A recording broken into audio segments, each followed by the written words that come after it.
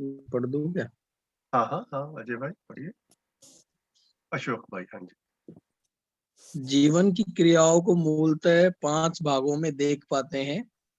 हर भाग में दो दो क्रियाएं होती है, स्थिति और गति के रूप। जैसे हर जीवन में आशा नाम की क्रिया होती है, जिसमें दो क्रियाएं होती है, चयन और आस्वादन। आस्वादन के लिए क्या चुनते हैं, यह चयन क्रिया है। आस्वादन करते हैं, यह भी एक क्रिया है। ये दोनों जहाँ होती है, उस भाग का मन नाम है। चयन क्रिया में हमारे आस्वादन के लिए क्या क्या चीजें चाहिए, मानव तमाम प्रकार की परिकल्पना किया है और तमाम प्रकार की चीजें इकट्ठा किया है और इकट्ठा करने में संलग्न है। हमने अभी तक सुविधा संग्रह के लिए इकट्ठा किया है। उसका कारण है कि सुविधा संग्रह के लिए उतना ही विवश होते गए। सुविधा संग्रह में कहीं तृप्ति बिंदु नहीं मिला, जबकि इसके व्यवहारिक प्रयोजन को समझने पर समझ आता है कि यह शरीर के पोषण संरक्षण के लिए आवास, आहार, अलंकार की जरूरत के रूप में है। समाज गति के लिए दूरगमन, दूर श्रवण, दूरदर्शन की आवश्यकता स्पष्ट होती है। ये सभी चीजें उपलब्ध हो गई है और सुविधा संग्रह के आधार पर मानव तृप्त नहीं हुआ। यह एक भारी विडंबना की बात है। जीवन की दो क्रियाओं विश्लेषण और तुलन है। विश्लेषण क्रिया को जीवन अपने बलबूते पर जो कुछ भी हो सकता है करता ही है। तमाम विश्लेषणों में प्रयोजनों को पहचानने की बात आती है। प्रयोजन मूलतः समाधान, समृद्धि, अभय, सह अस्तित्व पूर्वक जीकर प्रमाणित करता है। इसके विपरीत ले जाए तो भोग, अतिभोग, जहां मानव कहीं टिक नहीं पाएगा। अभी विज्ञान निष्कर्ष निकालता है, सभी मानव कुछ देर में मर जाएंगे और धरती नष्ट हो जाएगी। वह हो ही जाना है। धरती की विधि से सोचे तो धरती सर्व समृद्ध होने के पश्चात ही मानव आवास के लायक होने के बाद धरती पर मानव का अवतरण हुआ। मानव को सने सने जीव चेतना क्रम में जागृत होने का अवसर प्रदान किया। मानव जागृत होने के स्थान पर भोग, अतिभोग की ओर अग्रसर हुआ। भोग, अतिभोग को दिशा बनाने के कारण मानव सुविधा संग्रह के अंतहीन सिलसिले की ओर अग्रसर हुआ। सबकी सुविधा संग्रह की हविस पूरा करने की सामग्री इस धरती में नहीं है, इसलिए कहीं ना कहीं यह हविस आदमी को डुबोएगी। इसलिए सारे सुविधा संग्रह को प्रयोजन सम्मत करना जरूरी है। प्रयोजन सम्मत करते हैं तो शरीर पोषण, संरक्षण और समाज गति ही निकलता है। समाज गति की ओर जाते हैं तो अखंड समाज में भागीदारी करना, सार्वभौम व्यवस्था में भागीदारी करना ही निकलता है। इन प्रवर्तनों में आदमी जीने जाता है, तब समाधान, समृद्धि पूर्वक, सुख शांति संपन्न होकर जीना बनता है। इस विधि से अस्तित्व में जागृति को प्रमाणित करना ही जीवन का उद्देश्य है। इसमें अद्भुत स्रोत सफलता का आधार यही है कि हर व्यक्ति व्यवस्था में जीना चाहता है। श्रम पर्यंत व्यवस्था का मूल तत्व भय और प्रलोभन है। जागृति के अनंतर मूल्य, मूल्यांकन और उभय तृप्ति को पहचानना, जिसके लिए समझदारी को विकसित करने की आवश्यकता है। बढ़िया भैया अशोक भाई, थैंक यू। ये इसको भी हमने पढ़ तो लिया, ये चर्चा भी कर लेंगे, तो इससे ना इस पुस्तक का पार्ट 1 जो है वो कंप्लीट हो जाता है। इस पुस्तक के टोटल 3 पार्ट हैं, ठीक है। तो अब इसके बाद का जो आएगा वो ये जीवन क्रिया को ज्यादा एड्रेस करता है। जीवन का स्वरूप जो है ना, इसकी डिटेलिंग जो है बिल्कुल यहाँ पर ये ये बाद में आएगा, थोड़ा सा अभी आज भी आएगा, आ ही गया जैसे हमने पढ़ा। तो इसको जितनी हमारी बात अभी पढ़ा है, इसको एक बार चर्चा कर लेते हैं। तो यहाँ पर क्या कह रहे हैं कि जीवन की क्रियाओं को मूलतः 5 भागों में देख पाते हैं। हर भाग में दो दो क्रियाएं होती हैं। तो आप सबने शिविर तो किया ही है, और शिविर में जीवन क्रिया आ ही जाती है। आप में से कई साथियों ने मल्टीपल टाइम्स मल्टीपल लोगों की तरफ से जीवन क्रिया को डिस्क्राइब होते हुए देख लिया होगा। मेरे को ऐसा लग रहा है कि एक बार जो है ना हम इसको थोड़ा-सा जीवन क्रिया को चार्ट के रूप में देख लेते हैं। मैंने पावर पॉइंट में खोल के रखा है ताकि सबका ना रिफ्रेश हो जाए कि एक्चुअल में जो जीवन क्रिया थी वो बोर्ड पर कैसे आती थी। कई बार नाम जो है हम वो भूल सा जाते हैं, शिविर की हो सकता है किसी-किसी साथी का कुछ-कुछ समय हो गया हो। तो ये जो है ना इसमें अपना जीवन क्रिया इस तरह से जो है है। तो यहाँ पर क्या कह रहे हैं अभी बाबा जी ने, अभी जो पैराग्राफ हमने पढ़ा है उसमें नीचे से चलते हैं तो मन और वृत्ति के बारे में ही बात की है। तो अब थोड़ा-सा हम फोकस ये कर लें कि जीवन को 5 स्तर पर देख रहे हैं। मन, वृत्ति, चित्त, बुद्धि, आत्मा। ये जो है ये लेफ्ट साइड पर हम नीचे से ऊपर जा रहे हैं और फिर ऊपर जो कह रहे हैं कि लेफ्ट के 2 कॉलम्स को स्थिति कह रहे हैं और राइट के 2 कॉलम्स को गति कह रहे हैं। तो इतना जीवन विद्या के शिविर में जो है, परिचय शिविर में अच्छी डिटेल में कवर होता है। आप लोगों ने जिन्होंने नोट्स बनाए होंगे अपने शिविरों के, एक बार प्लीज जो है ना, अब जब हम जीवन क्रिया अभी आज शुरू कर रहे हैं और अगले सत्र से चलेंगे, तो उन नोट्स को भी दोबारा बीच में रिफ्रेश कर लें। मन में जो है वो आस्वादन और चयन होता है, वृत्ति में तुलन और विश्लेषण होता है। ठीक है, तो इतना जो था मेरे को लगा कि इस चार्ट को एक बार सामने रख ले। आप में से किसी को भी लगे चर्चा के दौरान जब हम अब वापस पुस्तक में जाते हैं तो इस चार्ट को दोबारा देखने की जरूरत है, तो प्लीज रिक्वेस्ट कर दीजिए और हम उस टाइम पे फिर इसको लगा भी लेंगे और जो जितनी समझने के लिए इसको देखने की जरूरत होगी वो कर भी लेंगे। तो जीवन की क्रियाओं को मूलतः 5 भागों में देख पाते हैं। हर भाग में 2-2 क्रियाएं होती हैं, स्थिति और गति के रूप में। तो जीवन क्रिया में जो हमने देखा, लेफ्ट के 2 कॉलम जो हैं वो स्थिति कह रहे हैं और राइट के 2 कॉलम जो हैं वो गति कह रहे हैं। पूरे मध्यस्थ दर्शन में, जीवन विद्या में स्थिति और गति भी एक बड़ा महत्वपूर्ण कॉन्सेप्ट है। ठीक है? तो हम कुछ करते हैं, तो वो जो करने वाला पार्ट होता है वो गति के रूप में है और सिर्फ हम नहीं करते, हर इकाई अस्तित्व में उसका कुछ ना कुछ अपनी परस्परता में कुछ ना कुछ एक्टिविटी हो ही रही है। उस करने वाले पार्ट को गति का नाम दिया मध्यस्थ दर्शन में। और हर इकाई की अपनी एक स्थिति भी रहती है। ठीक है, तो कोई चीज कैसी है और फिर वो व्यवस्था में भागीदारी कैसे कर रही है, ये जो है वो दो दो चीजें हो गई। तो किसी भी इकाई का जब हम देखते हैं तो उसका एक परस्परता में प्रभाव दिखता है और फिर एक उसकी अपनी स्थिति कैसी है वैसी वैसी भी पता चलता है। तो स्थिति, अपने अंदर की स्थिति, मतलब जैसे कि अगर मैं लैपटॉप यूज कर रहा हूं तो अभी लैपटॉप को मैं यूज कर रहा हूं, इसको हम लैपटॉप के गति के रूप में देख सकते हैं। अब लैपटॉप की एक स्थिति भी है, लैपटॉप हो सकता है कि पुराना हो गया हो, लैपटॉप की बैटरी डाउन हो चुकी है, कभी-कभी बीच में हैंग होता रहता है। तो जितना हमारा इन चीज़ों की तरफ ध्यान जाता है, तो हम ये देख पाते हैं कि स्थिति अच्छी होती है, तो व्यवस्था में भागीदारी अच्छे से हो पाती है। स्थिति अच्छी ना हो, तो फिर जो भागीदारी करने का जो रोल है, वो अपने में ऐसा लगता है कि भैया उसमें कुछ कुछ जैसी अपेक्षा थी वो हो नहीं पा रही। तो एक बार जब हम बाकी सब चीज़ों को समझ पाते हैं, तो फिर बाबा जी इस ध्यान जो है मध्यस्थ दर्शन में दे रहे हैं कि मानव की भी एक तो होता है कि मानव का कुछ कार्यकलाप होता है। वो प्रकृति के साथ में कुछ करता है, फिर दूसरे मानव के साथ में कुछ व्यवहार करता है। इस सब को गति कहते हैं, कह रहे हैं मध्यस्थ दर्शन में। और मानव की एक अपनी स्थिति भी होती है कि उसका विज़डम का लेवल क्या है ना? उसने मतलब तो अपनी जैसी स्थिति रहती है वैसी ही भागीदारी करता है। तो काफ़ी बार हमें मानवों के साथ में जीते हुए परस्परता में, परिवार में, अपने स्कूल, कॉलेज में या जहाँ ऑफ़िसेज़ में हम काम करते हैं, हमें दूसरे लोगों की गति के रूप में देखने से अच्छा नहीं लगता कि भैया ये ऐसा क्यों करता है? ये ऐसा क्यों करता है? तो ऐसा क्यों करता है मतलब वो जो कुछ कर रहा है वो ठीक नहीं लग रहा। तो यहाँ पर बाबा जी लिंकेज कर रहे हैं कि जैसी स्थिति होती है वैसी ही गति होती है। तो आदमी ठीक से नहीं कर रहा, इसका मतलब अभी अपने अंदर से ठीक है नहीं। तो स्थिति ठीक करने की आवश्यकता है, तो मानव को ठीक होने की आवश्यकता है। तो मानव की स्थिति जो है वो जीवन को समझने से पता चलता है कि मानव की स्थिति में काम जो करना है वो जीवन पर ही करना है।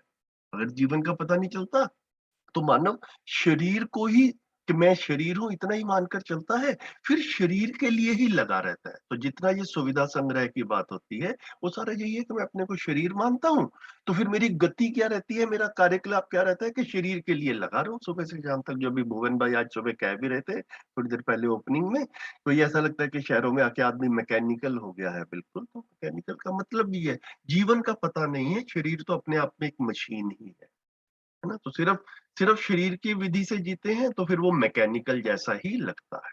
तो जीवन को समझते हैं, जीवन और फिर जीवन में भी स्थिति और गति के रूप में धीरे-धीरे जितना हम थोड़ा-सा समझते हैं फिर और गहराई में जाते हैं, फिर और समझते हैं, फिर और गहराई में जाते हैं, यही समझने का तरीका भी है। तो इतना जो है ये स्थिति और गति, इसके ऊपर भी जिन साथियों को गंभीरता से मध्य दर्शन को समझने में रुचि है, ये इसको ना स्थिति और गति के बारे में भी अच्छे से सोचें बार-बार, कि हम इसको पकड़ पा रहे हैं कि नहीं पकड़ पा रहे हैं। ना जहाँ-जहाँ पर भी लिखित में आता है, वो उसको दोबारा से देखा जाए, शिविर वगैरह में भी बात हो तो इसके ऊपर अपनी क्लैरिटी बनाएँ। तो हर जीवन में आशा नाम की क्रिया रहती है और उसमें दो क्रियाएँ होती हैं, चयन और आस्वादन। तो ये जो मन में होने वाली क्रिया है, इसको चयन और आस्वादन कह रहे हैं। आस्वादन के लिए क्या चुनते हैं, यह एक चयन क्रिया है। तो आस्वादन मैं करता हूँ, है? तो मैं मतलब मेरे अंदर एक तृप्ति की फीलिंग आती है किसी भी चीज़ को करके, या तृप्ति की फीलिंग नहीं आती है, वो मैं महसूस करता हूँ। तो मुझे अच्छा लगे, इसके लिए मैं कुछ करता हूँ, मैं सिलेक्शंस करता हूँ। वो सिलेक्शन जो है वो खाने-पीने का ही नहीं रहता है, हर चीज़ का। मतलब जैसे आप लोगों ने सिलेक्ट किया कि हमें आज सुबह ये सेशन अटेंड करना है ना? तो कहीं न कहीं पर मुझे समझने से अच्छा लगता है, ये अपने में एक बात पहुँची है। तो समझने से अच्छा लगता है, तो वो अच्छा लगने वाले पार्ट को आस्वादन कहा, उसके लिए कुछ करना है, तो आप फिर चूज़ करते हैं। कि भई हाँ, ये सेशन अटेंड करना है या सवेरे की हवा में सैर करना है बाहर जाके, या जो भी कुछ है। तो ये चयन और आस्वादन, मैं आस्वादन के रूप में अपने अंदर में सुखी होना चाहता हूँ, तृप्ति चाहता हूँ, उसके लिए बाहर चयन करता हूँ। तो जो परस्परता में कर रहा हूँ, बाहर कर रहा हूँ, उसको चयन कहा, इसलिए उसको गति कहा। और आस्वादन जो है वो अपने इसको अंदर है। इंग्लिश में इसमें सेलेक्ट एंड टेस्ट बोल सकते हैं। हाँ, टेस्ट जो है वो हम अभी यूज़ ऐसा ही कर रहे हैं। टेस्ट शब्द जो है उसको आस्वादन के लिए कह रहे हैं और चयन को हम सिलेक्शन कह रहे हैं। मतलब देखिए, बात को समझा जाए, शब्द महत्वपूर्ण नहीं है। तो अभी समझने के लिए जो आप शब्द कह रहे हैं वो ठीक लग रहे हैं, मतलब इतना यूज़ कर सकते हैं। तो आस्वादन के लिए क्या चुनते हैं, यह एक चयन क्रिया है। आस्वादन करते हैं, यह भी एक क्रिया है। ठीक है? तो ये दोनों जहाँ हो रही है, उस भाग का नाम मन है। तो जिस तरह से शरीर के काफ़ी सारे भाग रहते हैं, भाग मतलब अंग रहते हैं, पार्ट्स रहते हैं, है ना? हमारी आँख है, हमारे हाथ हैं, हमारी किडनी है। तो इसी तरह से बाबा जी ने फिर जब जीवन को समझने गए तो ऐसा पहचाना कि जीवन को भी 5 भाग में पहचान सकते हैं। तो उसका एक भाग का नाम दिया मन। अब उस मन में होता क्या है? तो उस मन में जो क्रियाएँ हो रही हैं उसको चयन और आस्वादन। ये जो है अभी तक का जितना हमने पढ़ा उसका इस तरह से इसको देख सकते हैं। तो मन जो है वो जीवन का एक पार्ट है, जीवन का एक अंग है ना? चयन क्रिया में हमारे आस्वादन के लिए क्या-क्या चाहिए? मानव तमाम प्रकार की परिकल्पना किया है और तमाम प्रकार की चीज़ें भी इकट्ठी की है और इकट्ठी करने में अभी भी लगा हुआ है। ना तो हमें सुखी होने के लिए क्या-क्या चाहिए? तो हमने कुछ मानव जाति ने, हर मानव ने कुछ ना कुछ उसके बारे में निष्कर्ष निकाले और फिर डिसाइड किया कि मैं ऐसे सुखी होऊँगा, और वो ऐसा निष्कर्ष निकाला, ऐसी परिकल्पना की और फिर लग गया उन चीज़ों को फुलफिल करने के लिए, उन चीज़ों को प्राप्त करने के लिए। तमाम तरह की चीज़ें इकट्ठी की और इकट्ठा करने में संलग्न है, मतलब लगा हुआ है अभी भी। हमने अभी तक सुविधा संग्रह के लिए इकट्ठा किया है। फिर से जो भुवन भाई सवेरे कह रहे थे, तो वो हमने जैसे बात भी की, अपने को सिर्फ शरीर मानते हैं तो ऐसा लगता है कि सुविधाओं से या इंद्रिय सुख से सुखी हो जाऊँगा। ना तो फिर वो इंद्रिय सुख के लिए आदमी लग गया, सुविधा संग्रह के लिए लग गया। उसका कारण ये है कि सुविधा संग्रह के प्रयोजन को जानने मानने के लिए ये हम जितना पीछे रहे हैं सुविधा संग्रह के लिए, उतना विवश होते गए हैं। तो हमारा लाइफ का कुछ पर्पस है, वो जानने मानने के आधार पर हमको क्लैरिटी बनती है। जब उसकी तरफ ध्यान नहीं जाता है, जितना हम उसमें पीछे रह जाते हैं, उतना भ्रमवश गलती से फिर सुविधा संग्रह के पीछे ही लगते हैं, क्योंकि मानव सुखी होना चाहता है। ये अपने आप में एक नियम है ही, है ना? इसमें कोई दो राय वाली बात नहीं। भ्रमित होगा तब भी सुखी तो रहना ही चाहता है, उसके लिए हाथ पैर मारेगा, उसके लिए मेहनत करेगा। तो भ्रमित अवस्था में जितना आदमी अधिक भ्रमित रहता है, उतना उसको ये लगता है कि सुविधा संग्रह ज्यादा होगा तो मैं ज्यादा सुखी हो जाऊंगा, फिर वो उसके लिए ज्यादा मेहनत करता है। वो उसी को विवशता कह रहे हैं, कि उसी के वश में हो गया मानव। सुविधा संग्रह में कहीं तृप्ति बिंदु मिला नहीं, जबकि इसके व्यवहारिक प्रयोजन को समझने पर समझ आता है कि शरीर के पोषण संरक्षण के लिए आवास, आहार, अलंकार की जरूरत है साधन के रूप में। तो बाबा जी क्या कह रहे हैं कि मानव शरीर और जीवन का संयुक्त रूप है। ये सुविधा संग्रह केवल शरीर के लिए है। मेरा घर किस लिए चाहिए? शरीर सुरक्षित रहे, मौसम से बचा रहे, सर्दी गर्मी से बचा रहे, पशुओं से बचे रहे। अमानवीय लोग आप समाज में घूमते हैं, उनसे मैं अपने घर में दरवाजा बंद करके बैठता हूँ तो सुरक्षित महसूस करता हूँ। तो ये अपने शरीर को बचाने के लिए, या जितना भी ये खाना पीना वगैरह है, वो शरीर के पोषण के लिए है। तो ये इसका पर्पस था कि हमारा शरीर जो है वो ठीक बना रहे, इसके लिए ये खाने पीने की चीजें थी। तो अदरवाइज जब हमको वो जीवन वाला पार्ट नहीं पता चला, तो हमने इसी में ही सुख को ढूंढना शुरू किया। ये हमको मानव जाति को सुविधा संग्रह की तरफ लेके गया। व्यवहारिक प्रयोजन इतना ही है खाने पीने का, घर का, कि भैया आपका शरीर को जो खाना चाहिए वो मिलता रहे, ठीक खाना मिलता रहे, और आदमी घर में मौसम और पशुओं वगैरह से बच गए। इतनी बात थी। इतना तो हम सब ने कर ही लिया है। इसके बाद में भी जब आदमी इन चीजों के पीछे लगा रहता है, तो फिर ये टटोलने की बात है, एक्सप्लोर करने की बात है कि ऐसा क्यों। समाज गति के लिए दूरदर्शन, दूरश्रवण और दूरदर्शन, दूरगमन, दूरदर्शन, दूरगमन, दूरश्रवण, दूरदर्शन की आवश्यकता स्पष्ट होती है। तो एक है कि व्यक्ति को खुद जिंदा रहना है और परिवार के लोगों को भी जिंदा रहना है, उनके पोषण संरक्षण की जिम्मेदारी है। उसके लिए आवास, आहार और जो अलंकार है, कपड़े वगैरह है, ये सब चाहिए। उसके बाद में जिन लोगों की समाज में एक बड़ी भूमिका बन जाती है, तो समाज गति का मतलब क्या कहा, ये सेंटेंस जो हाईलाइट किया, समाज गति के लिए मतलब जैसे कोई सपोज कीजिए कि कोई डॉक्टर है ना, वो जिले के लेवल के ऊपर काम कर रहा है। अब उसको दिन रात कहीं पे कोई बीमार होता है और कहीं जाना पड़ता है ना। तो एक एक किसान है, वो खेत में साथ ही अपना घर बना के रहता है और सुबह से शाम तक खेती करता है, वहीं पे पशु है। उसको, किसान को अगर देखा जाए व्यवहारिक तौर पर, तो शायद कार की जरूरत ना हो। लेकिन अब एक डॉक्टर है, उसको रात को फोन आता है और 3 किलोमीटर दूर, 6 किलोमीटर दूर कोई मरीज है, मरीज डॉक्टर के पास में नहीं आ सकता। अभी डॉक्टर को मरीज के पास में जाना है, बारिश हो सकती है, सर्दी हो सकती है, गर्मी हो सकती है, डॉक्टर को कार की जरूरत है, ऐसा हमको प्रैक्टिकली समझ में आता है। तो ये जो जिनको हम ये दूरगमन, दूरगमन मतलब ये ट्रांसपोर्टेशन के साथ साधन, दूरश्रवण मतलब टेलीफोन, और दूरदर्शन मतलब ये जिसको हम देखने के लिए टीवी और ये वीडियो कॉल्स और ये सब जरूरत करें, इसको भी हमने एक तरह से मनोरंजन का साधन बना लिया है। एक्चुअल में देखा जाए तो व्यवस्था के अर्थ में यही था कि ये वाली सारी चीजें भी लोगों के शरीर बने रहें और लोगों के शरीर सुरक्षित रहें, इसके लिए इसको यूज कर। कार स्टेटस सिंबल है, या कार जो है वो डॉक्टर को मरीज के पास में जल्दी ले जा पाए, इसके लिए ना, ये सोचने का अपने आप में मुद्दा जो है वो आता है। तो इसको समाज गति कह रहे हैं कि आदमी अपना परिवार चलाएगा तो उसको कार की जरूरत इतनी नहीं पड़ती है, लेकिन वो फिर व्यवस्था में, समाज में भागीदारी करने जाता है, वो जितनी भागीदारी ज्यादा महत्वपूर्ण होती है, मानव जितना श्रेष्ठ होता है, उतना फिर उसको उसका कार्य क्षेत्र बढ़ जाता है, शरीर को दूर दूर तक ले जाना होता है, या उस सब के लिए फिर जो है इन चीजों की जरूरत। इतना जो है बाबा जी ने मध्यस्थ दर्शन में अलग अलग जगह पे ऐसा सोचने के लिए स्टार्टिंग पॉइंट दिया है। आप सब भी अपना इसमें देखें और सोचें।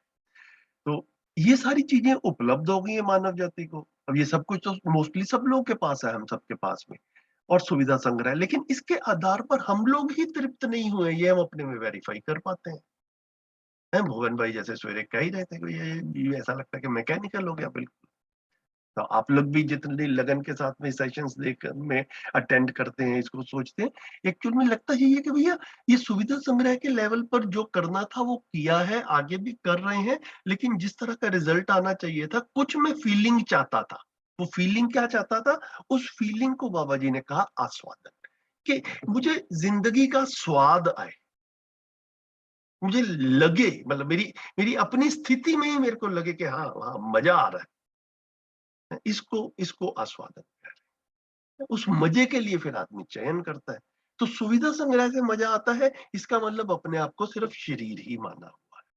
तो मुझे भाव से समझ में भाव से मजा आता है, उसको मूल्यों वाली कहा कि मुझे मानव के व्यवहार में भी कुछ अच्छा बुरा होता है, ये समझ में आता है। फिर मैं अच्छा व्यवहार करता हूँ, मैं अच्छा व्यवहार करके सुखी होता हूँ, ये समझ में आता है। ये एक दूसरे स्तर का सुख है। और फिर मुझे सब कुछ समझ में आया है। ठीक क्या हो रहा है ये भी समझ में आता है, गलत क्या हो रहा है ये भी समझ में आता है, अपने आस-पास क्या गलतियाँ हो रही हैं ये भी समझ में आता है, उन गलतियों को ठीक कैसे करना है ये भी समझ में आता है, या समझ में नहीं आता है लेकिन कम से कम मैं ये समझना चाहता हूँ। ये अपने अंदर जब हम इसको गहराई से ये मतलब इस निष्कर्ष पर पहुँचते हैं, ऐसा फीलिंग पाते हैं, तो लगता है कि हाँ, ये भी एक बढ़िया काम है। ये ऐसा करके भी मेरे को अच्छा लगता है। तो उसको लक्ष्य मूलक आस्वादन कहा। तो लक्ष्य क्या है मानव का? समाधान, समृद्धि, अभय, सह-अस्तित्व। तो मैं समाधानित हो जाऊँ, ये लक्ष्य के रूप में पता चलता है। मैं जैसे-जैसे समाधानित होता हूँ, वैसे-वैसे मेरे को अच्छा लगता है। वो अच्छा लगता है मतलब आस्वादन के रूप में मेरे को खुद मज़ा आ रहा होता है। वो जो मज़ा है वो जब हम फ़ील करते हैं, तो लगता है कि हाँ भैया इसमें निरंतरता है। तो ये जो 3 तरह का जो आस्वादन है, जो शिविर में आता ही है, और इसमें भी शायद अगले चैप्टर में आएगा डिटेल में जाकर के। तो रुचि मूलक आस्वादन, भाव मूलक आस्वादन और लक्ष्य मूलक आस्वादन। तो ये जो है ये जीवन को समझने के बाद में ये सारी की सारी चीज़ें धीरे से क्लियर होती हैं। तो सुविधा संग्रह उपलब्ध हो गया है, सुविधा संग्रह के आधार पर मानव तृप्त नहीं हुआ। ये एक भारी विडंबना की बात है। विडंबना की बात है, मतलब this is actually a dilemma. मतलब एक कॉन्फ्लिक्ट सा लगता ही है अपने अंदर में, भैया ये हो क्या रहा है? मेहनत इतनी की फिर भी मज़ा नहीं आ रहा है। एक आदमी को कहीं मज़ा नहीं आ रहा है अलग बात है, किसी को भी नहीं आ रहा है। और अगले पैराग्राफ में बाबा जी उसको इससे अगले में जो है वो कह भी रहे हैं कि मज़ा तो क्या नहीं आ रहा है, एक्चुअल में विनाश की तरफ ही जा रहे हैं। है ना? 150 साल में धरती का क्या होगा? मतलब ये प्रश्न चिन्ह है, तो जब यहाँ पहुँचेंगे इसके ऊपर बात। अगली 2 क्रियाएँ जो है वो विश्लेषण और तुलन है। तो जो हमने पहला भी बनाया था, दोबारा से उसको देख लेते हैं ताकि साथ-साथ आपका रिफ्रेश भी होता रहे। मेरे को लग रहा है कि ये इम्पोर्टेंट है।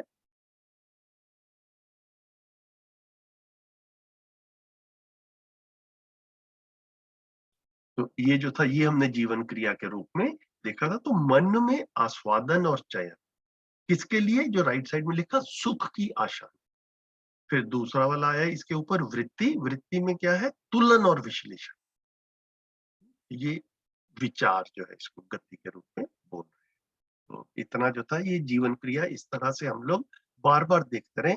धीरे से एक ऐसी स्थिति अपने में सब पाएँ, अपने में ये टेस्ट करने का। देखिए यहाँ पर कोई और आपका टेस्ट नहीं करता, आप ही अपना टेस्ट भी खुद ही लेंगे, है ना? स्व-मूल्यांकन ही इन सब में चलेगा कि जीवन क्रिया का डायग्राम क्या मुझे देखकर ही ये क्रियाएँ याद रहती हैं या याद आती हैं, या इसको हटा भी दिया जाए, ये चित्र और ये क्रियाएँ जो है ये मेरे मन में हमेशा से बनी रहती है। मैं क्लियरली हर बार देख पाता हूँ, अच्छा मन में आस्वादन और चयन, ऊपर इसके ये, उसके ऊपर ये अपने में बार-बार देखा जाए, है ना? तो ये याद रहे, एक स्मृति के रूप में हमारे अंदर बना रहे। मतलब अभी हम दिखा रहे हैं, कभी ये ना भी दिखाया जाए, तो भी ऐसा लगे कि आप बोलते रहो, डायग्राम तो मेरे मन में पहले से ही बना हुआ है। ऐसा ही एक स्थिति पे पहुँचेंगे तो वो बड़ी सुखद स्थिति। वापस जो है हम जो पढ़ रहे थे उस पे आते हैं। अभी ये चेंज करने में मैंने देखा कि काफ़ी सारे नए साथी और जुड़ गए हैं, तो सभी का स्वागत है। और अभी हम ये जो है पेज नंबर 47 पर हैं, जीवन विद्या एक परिचय के, इसके सेकंड पैराग्राफ पे, और इसको हम कंटिन्यू कर रहे हैं। अभी 15 मिनट में ये कंप्लीट हो जाएगा, फिर इसी के ऊपर आप लोगों के कुछ प्रश्न वगैरह होंगे तो वो भी ले लेंगे। तो जीवन की अगली और 2 क्रियाएं, जो 10 क्रियाओं में से मन के स्तर पर 2 क्रियाएं हो गई, अब वृत्ति के स्तर पर 2 क्रियाएं हैं, 10 में से ऐसे ऐसे चल रही है। ये है विश्लेषण और तुलना। तो विश्लेषण क्रिया को जीवन अपने बलबूते पर जो कुछ भी हो सकता है करता ही है ना। हम बाहर जो कुछ भी हो रहा है उसको एनालाइज तो करते ही हैं कि ये भी हो रहा है, ये भी हो रहा है, ये भी हो रहा है, ठीक है। तो तो अब मेरे को क्या करना है, मेरे की यहाँ पर भी जरूरत है, वहां पर भी जरूरत है, जो ज्यादा जरूरत कहाँ पर है, किसी और को ज्यादा जरूरत है या मेरे को अपने लिए मेरी ज्यादा जरूरत है ना। किसी और को भी आपकी इस समय जरूरत हो सकती है, लेकिन आपको अपने लिए ये लग रहा है कि भैया ये सेशन भी अटेंड करना है। तो ये सारा अब मैं क्या करूं, तो जो तुलन वाला पार्ट है वो जो है वो तुलन और विश्लेषण, उसको यहाँ पर वृत्ति के लेवल पर कह रहे हैं। तो ये करते ही हैं हम सब। तमाम विश्लेषणों में प्रयोजन को ही पहचानने की बात आती है, क्या करके क्या पहुंचूंगा, मैं पर्पस के रूप में क्या पहचान रहा हूँ। ये जो है जितनी प्रयोजन की क्लियरिटी होती है उतना हम जो है ये वाली क्रिया पे अच्छे से काम कर पाते हैं। अगर प्रयोजन की क्लियरिटी नहीं होती है तो फिर मोस्टली जो है यहाँ पर शरीर के आधार पर और सुविधा संग्रह के आधार पर ही निर्णय लिए। तो प्रयोजन मूलतः समाधान, समृद्धि, अभय, सहअस्तित्व पूर्वक जीकर प्रमाणित करना है। इसके विपरीत ले जाएं तो भोग अति भोग है। मतलब अगर वो सब नहीं समझ में आता है तो आदमी भोग और अति भोग की तरफ ही डाइवर्ट होता है। वहां पर मानव टिक नहीं पाए, अभी तक भी टिक नहीं पाया, और बाबा जी बड़ी क्लियरली कह रहे हैं कि आगे भी टिक नहीं पाएगा। इंडिविजुअली भी कोई तृप्ति नहीं पा पाएगा और मानव जाति भी नहीं कर पाएगी। उसी को आगे एक्सप्लेन कर रहे हैं। अभी विज्ञान निष्कर्ष निकालता है सभी मानव कुछ देर मतलब ऐसा देर का मतलब 150 साल 200 साल जो भी साइंटिस्ट लोग अपनी स्टडीज कर ही रहे हैं। कल के शायद न्यूज़पेपर में कुछ मैं देख रहा था तो आया भी था कि अगले पता नहीं कितने साल में बॉम्बे समेत काफी सारे शहर जो है वो पानी में डूब जाएंगे। ऐसी साइंटिस्ट लोग स्टडी कर करके कर रहे हैं, क्योंकि सी लेवल बढ़ रहा है। और सी लेवल क्यों बढ़ रहा है, क्योंकि पोलर आइस जो है वो पिघल रही है। तो पोलर आइस क्यों पिघल रही है, क्योंकि धरती पे ग्लोबल वार्मिंग हो रही है। और ग्लोबल वार्मिंग क्यों हो रही है, मानव कर रहा है ग्लोबल वार्मिंग। तो ये सब जो है ये एक इस तरह से जो है वो निष्कर्ष काफी निराशाजनक निष्कर्ष जो आ रहे हैं। तो बाबा जी कह रहे हैं कि ध्यान नहीं देंगे तो ये सब तो होगा ही। धरती की विधि से सोचे, मतलब एक्चुअल में अस्तित्व में क्या हो रहा है, धरती के में नेचुरली क्या हो रहा है। तो धरती सर्व समृद्ध होने के पश्चात ही मानव आवास के लायक होने के बाद धरती पर मानव का अवतरण हुआ। मतलब धरती पर जैसे 4 अवस्थाएं हैं, पदार्थ अवस्था, प्राण अवस्था, जीव अवस्था और ज्ञान अवस्था। इनका इवोल्यूशन भी, प्रकटन भी इसी ऑर्डर में हुआ। पहले पदार्थ अवस्था के रूप में धरती जो है वो सज गई, फिर पदार्थ के बाद में एक प्राणावस्था के रूप में पेड़ पौधे जो है उनका प्रकटन हुआ।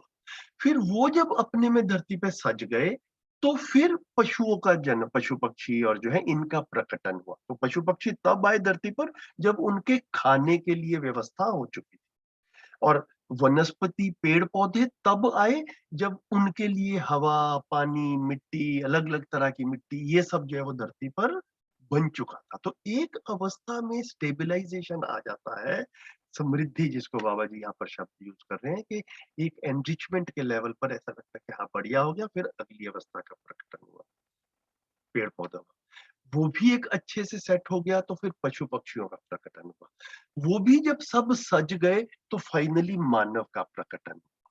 तो ये जो बाबा जी कह रहे हैं कि धरती पूरी सज गई, मानव के रहने लायक बन गई, तब अस्तित्व सहज व्यवस्था के अंतर्गत मानव का इस धरती पर अवतरण। अपने में ठीक भी लगता है कि भाई मानव इस धरती पर आ ही नहीं सकता था अगर मानव के खाने की व्यवस्था ना हुई। तो पहले अस्तित्व में, व्यवस्था में मानव के खाने की व्यवस्था हो गई, रहने की जो है धरती, अलग अलग क्लाइमेटिक कंडीशंस, अलग अलग वैरायटी, सब कुछ जो है वो हो गया। फिर मानव का इस पे प्रकटन हुआ, अवतरण हुआ। और फिर अस्तित्व ने ही मानव को धीरे धीरे जो भ्रमित अवस्था है, जो जीव चेतना अवस्था है, उस क्रम में जागृत होने का अवसर। हाँ, अब इसी में ही रह के अब बाबा जी ने जो अब यहाँ पर जो है ना, ये ऐसा एक आर्गुमेंट या प्रस्ताव के रूप में रखा है कि मानव को बनाने तक का काम अस्तित्व में हो चुका है, लेकिन मानव के जागृत होने का काम मानव को खुद ही करना है ना। समझदार होने का काम मानव खुद ही करेगा, है ना? तो अब धरती ही या अस्तित्व ही मानव को समझदार भी बनाएगा, और मानव बस बैठ के जो है वो आराम कुर्सी पे बैठ के टीवी देखेगा, ये ऐसे जो है वो ये अस्तित्व में व्यवस्था नहीं है। तो सजी हुई धरती मिल गई ना, मानव का अवतरण हो गया, इतना अस्तित्व में हो गया। अब जागृत होने का अवसर जो है वो मानव को प्राप्त है। मानव इस अवसर को समझता है, इसके लिए मेहनत करता है, तो इसी धरती को स्वर्ग बनाकर यहीं पर रह सकता है। और इसको नहीं समझ में आता है, भ्रमित अवस्था पे रहेगा, तो यहीं पे ही नर्क है ना। तो स्वर्ग नर्क जो है कहीं पर ऊपर या नीचे या कहीं धरती के बाहर नहीं है, ये धरती पे ही जागृत होकर जिएंगे तो स्वर्ग है, और जागृत होकर नहीं जिएंगे तो नर्क है। जागृत होने का अवसर जो है वो हम सबको प्राप्त है, ये बाबा जी कह रहे हैं, हम बड़ी क्लियरली देख भी सकते हैं इसको। तो मानव से गलती क्या हो रही है कि मानव जागृत होने के स्थान पर भोग अति भोग की ओर अग्रसर हुआ है। इसका मानव का पूरा ध्यान जो है वो उस तरफ जा रहा है। तो बाबा जी बार बार ध्यान ये दिला रहे हैं कि जितना ध्यान भोग की तरफ रहता है उतना ज्यादा भ्रमित है, और जितने ज्यादा मानवों का ध्यान भोग की तरफ है उतना मानव जाति ज्यादा भ्रमित है। तो एक हर मानव की भी एक स्थिति हो सकती है, होती भी है, और एक पूरी मानव जाति की भी एक स्थिति है। तो एक मानव समझदार होने से काम चलेगा नहीं। अभी आप समझदार हो जाएं, मैं समझदार हो जाऊं, या आदरणीय नागराज जी समझदार हो जाएं और ग्लोबल वार्मिंग खत्म हो जाए, ऐसा नहीं होगा। तो सबके समझदार होने से ही होगा। तो मानव जाति में ये जो है कैसे जागृति आए, इसी के लिए बाबा जी बार बार जागृति की परंपरा की बात जो है वो करते हैं, जो हम शिविर में भी व्यवस्था की ओर जाने की बात जो है वो करते हैं। तो भोग अति भोग को दिशा बनाने के कारण मानव सुविधा संग्रह के अंतहीन सिलसिले की ओर अग्रसर हुआ, स्पष्ट है। सबकी सुविधा संग्रह की हवस पूरी करने की सामग्री इस धरती पे नहीं, इतना भी मानव को मैथमेटिकली समझ में आता है कि जो जो हर आदमी को चाहिए वो सब मैं लेता रहूं इस धरती से, तो इतना धरती पे है नहीं। तो ये मैथमेटिकली मानव समझ सकता है, उसको अपने में अपनी व्यवस्थाओं में हम अपनाएं या ना अपनाएं भी ये हमारे देखने की बात। तो मैथमेटिकली समझ में आता है कि ग्लोबल वार्मिंग हो रही है, मैथमेटिकली समझ में आ रहा है कि सॉइल भी खराब हो रही है, मैथमेटिकली समझ में आता है कि हवा में प्रदूषण बढ़ रहा है, मैथमेटिकली समझ में आ रहा है कि क्रूड ऑयल खत्म हो रहा है, मैथमेटिकली समझ में आ रहा है कि वाटर टेबल नीचे जा रही है और पानी खत्म हो जाएगा, और शायद थर्ड वर्ल्ड वॉर जो है वो पानी के लिए हो। ठीक है, तो जितना सबको पानी चाहिए, जितना सबको पेट्रोल चाहिए धरती पे, उतना तो है नहीं। तो जिस तरह से हम अपने घर की अर्थव्यवस्था चलाते हैं, हम देखते हैं कि हमारे पास भी कितने साधन हैं, कैसी इकोनॉमिक्स घर की है, उसके हिसाब से अपना खर्चा करेंगे, यही समझदारी की बात भी है ना। मैं कमाता हूँ 50,000 रुपए और खर्च करता हूँ महीने के 5 लाख रुपए, तो मेरा तो जो है वो जिसे कहते हैं कि बेड़ा गर्क होना जो है, या कहें कि समस्या में जाना, ये निश्चित है। तो सिमिलरली धरती के भी कुछ रिसोर्सेज हैं, हम मानव की इतनी स्थिति तो क्लियर है कि हम देख पाए कि भैया वो कितने रिसोर्सेज हैं। मैथमेटिक्स मानव का बड़ा स्ट्रांग है, सब बच्चे स्कूल में मैथमेटिक्स पढ़ भी रहे हैं, ठीक है। तो उतनी सामग्री धरती पर नहीं है, ये बड़ा एपरेंट है, ये एक हाई स्कूल के बच्चे को भी समझ में आता है। फिर भी पता नहीं क्यों पूरा का पूरा इन टोटलिटी देखें तो मानव जाति को समझ में नहीं आया है। इसलिए कहीं ना कहीं यह हवस आदमी को डुबोएगी। इसलिए सारे सुविधा संग्रह को प्रयोजन सम्मत करना जरूरी है कि हर सुविधा जो है ना उसका एक पर्पस था, कपड़े का एक पर्पस था, कार का एक पर्पस था, घर का एक पर्पस था, है ना। मोबाइल फोन पे भी वीडियो चैट होती है या व्हाट्सएप वगैरह आ गया, मैं काफी बार देखता हूँ, आप सब भी देखते होंगे, सुबह से शाम तक मेरे पास में सैकड़ों मैसेज आते हैं, कभी कभी तो 1000 से भी ज्यादा आ जाते हैं। उनमें से काम के मैसेज की गिनती कितनी है, कितने चुटकुले आते हैं उसमें, कितने राजनीतिक आवेशित करने वाले मैसेज आते हैं, कितने धार्मिक आवेशित करने वाले मैसेज आते हैं। ठीक है, तो मतलब उन मैसेजेस से छुटकारा पाना भी अपने आप में एक बड़ा काम बन गया है मेरे लिए, तो कम से कम कि भैया नहीं तो धीरे से मोबाइल स्लो हो जाता है, तो भैया ये तो मैं प्रैक्टिकली देखता हूँ कि एक दिन में मेरे पास में जितने मैसेज आते हैं 1 या 2% उसमें से सार्थक मैसेज है ना, किसी किसी में 5-10% हो सकते होंगे आप में से। बड़ा पार्ट जो है पूरे दिन में आने वाले मैसेजेस का निरर्थक मैसेजेस का। तो एक एक फैसिलिटी अवेलेबल है, उस फैसिलिटी को हम प्रयोजन के साथ में लिंक कर पाते हैं, तभी आदमी ठीक से जी पाएगा। नहीं तो चुटकुले भेज भेज कर ही जो है ना वो उस व्हाट्सएप के ऊपर सारी की सारी टेक्नोलॉजी यूज हो जाएगी। देख ही रहे हैं प्रैक्टिकल। तो प्रयोजन सम्मत करते हैं तो शरीर पोषण संरक्षण और समाज गति ही निकलता है, यही प्रयोजन है ना, कि शरीर बने रहें, सुरक्षित रहें और व्यवस्था बनी रहे, उसके लिए समाज गति की आवश्यकता है। सारे साधन इसके लिए। तो समाज गति की ओर जाते हैं तो अखंड समाज में भागीदारी करना, सार्वभौम व्यवस्था में भागीदार करना ही निकलता है। इन प्रवर्तनों के से में आदमी जीने जाता है, तब समाधान समृद्धि पूर्वक सुख शांति संपन्न होकर जीना बनता है। इस विधि से अस्तित्व में जागृति को प्रमाणित करना ही जीवन का उद्देश्य है। इसमें अद्भुत स्रोत सफलता का आधार यही है कि हर व्यक्ति व्यवस्था में जीना चाहता है। तो आज करेंगे इसमें सबसे सबसे अद्भुत चीज जो है ना, मतलब जो कि आशा की किरण के रूप में भी है, कि एक्चुअल में कोई भी मानव अव्यवस्था नहीं चाहता, कोई भी मानव धरती विनाश की ओर चली जाए ये नहीं चाहता है। ठीक है, तो ये जो है यही इसका स्टार्टिंग पॉइंट होगा कि हम उस चाहना को पहचान पाए, और हर मानव जो है एजुकेशन के थ्रू जब बच्चे बड़े हो रहे हैं हम इस तरफ ध्यान दिला पाए। तो श्रम पर्यंत व्यवस्था का मूल तत्व भय और प्रलोभन है। जागृति के अनंतर मूल्य मूल्यांकन उभय तृप्ति को पहचान। तो जब तक हम जागृत नहीं हो जाते, जागृति के अनंतर, ये अनंतर शब्द भी मध्य दशा में बार बार आता है, मुझे कुछ समय लगा इसको फेमिलियर होने में। तो पर्यंत और अनंतर ये जो है ना, जो साथी हैं जो अब दर्शन को पढ़ने में रुचि बनाए हुए हैं, वो बना ले, वो अपने में चाहे तो नोट बना सकते हैं। अनंतर का मतलब बाद में।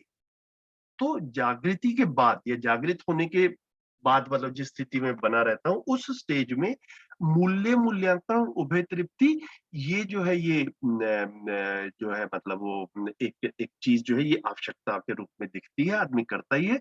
और उससे पहले जो है वो आदमी जागृत होने के लिए मेहनत कर रहा है ना। तो तब तक क्या रहता है, पर्यंत मतलब तब तक, पर्यंत इज तब तक और अनंतर इज उसके बाद में। तो किसी जगह तक पहुंच रहे हैं, उसको बाबा जी ने पर्यंत कहा, और उस जगह पहुंच गए हैं उसके बाद की भी एक जर्नी है, उसको अनंतर कहा। ये जो है पर्यंत और अनंतर, इसको इस तरह से देख सकते हैं। तो तब तक जो है वो आदमी भय और प्रलोभन में फंसा रहता है, जब तक जागृत नहीं होगा, जब तक व्यवस्था नहीं बनेगी, तब तक भय प्रलोभन के आधार पर ही जिंदगी चलेगी। जागृति के बाद है वो मूल्य मूल्यांकन जो है ना, ये जो है अपने में कार्य। तो मेरी तरफ से मुझे लगा था कि ये इतना मैं इसको एक्सप्लेन करते हुए, जैसा मैंने इसको इंटरप्रेट किया, जो उदाहरण मेरे मन में आए आपके सामने रखे। कुछ आप लोगों का भी ध्यान गया होगा या कुछ प्रश्न होंगे तो उस पर बात कर सकते। भैया ये लास्ट लाइन थी इसके अंदर, इस श्रम पर्यंत ये श्रम पर्यंत व्यवस्था का मूल तत्व भय और प्रलोभन है, ये लाइन थोड़ी समझ में नहीं आई। कोई बात नहीं भैया, वो मतलब वो देखिए ये बोलने में आ रहा है, तो लाइन को जो है ना शब्दशः ना ले, मतलब उसका मैं इसका सेंस जो है ना वो इस तरह से निकाल रहे हैं कि जब तक जो है वो मतलब आधार जो है व्यवस्था का मूल तत्व, मतलब मूल आधार व्यवस्था बनती, अभी भी कुछ ना कुछ व्यवस्थाएं तो मानव जाति बना के चल ही रही है। तो अभी व्यवस्थाओं का आधार जो है वो भय और प्रलोभन। तो जब तक आदमी जागृत नहीं हो जाता और जागृति की समझ भी नहीं आती, तब तक जितनी भी मेहनत होती है वो जो है उसमें व्यवस्था का आधार भय और प्रलोभन ही रहता है। और भय और प्रलोभन जो है ये व्यवस्था का आधार हो नहीं सकते। व्यवस्था का आधार जो है वो मानव का जागृत होना ही जो है वो व्यवस्थित व्यवस्था का आधार बनेगा। जागृत मानव स्वनियंत्रित रहता है। तो जब वो स्वनियंत्रित रहता है तो किसी दूसरे को उसको नियंत्रण करने की जरूरत नहीं पड़ती है ना।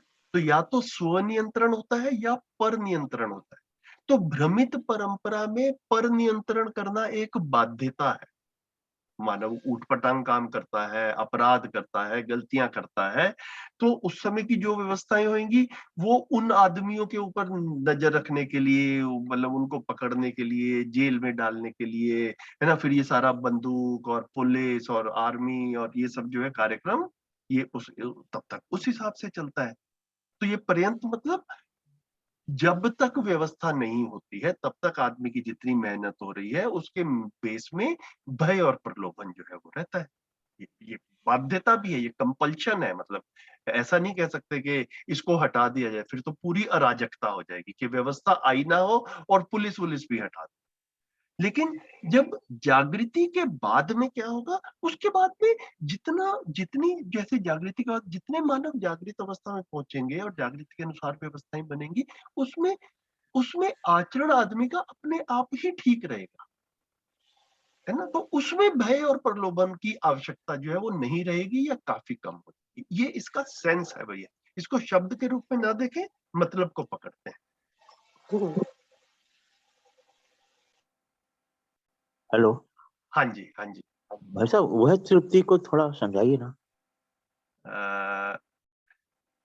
भैया इसको जो है बार बार जो है ना, मध्यस्थ दर्शन में बाबा जी ने कहा कि मानव सुखी होना चाहता है, ये पहली बार पहचान में आता है। एक्चुअल में मतलब मैं आपको सच बात बताऊं कि सुख और सुविधा में एक अंतर है। सुविधा सुख नहीं है।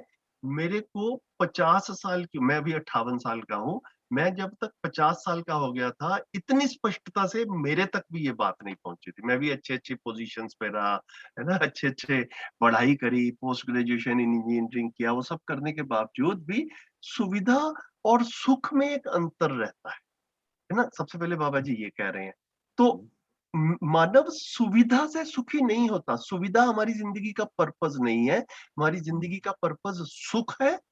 सुखी होने के लिए कुछ कुछ सुविधाएं चाहिए, इतनी बात बनती है ना। अब तो अब सुखी रहने तो इसका मतलब घर तो चाहिए ही, लेकिन घर से सुखी हो जाऊंगा ये अपने आप में अधूरी कल्पना है ना। एक गाड़ी आ जाएगी और मैं सुखी हो जाऊंगा, ऐसा हम सब ने कभी ना कभी सोचा ही था।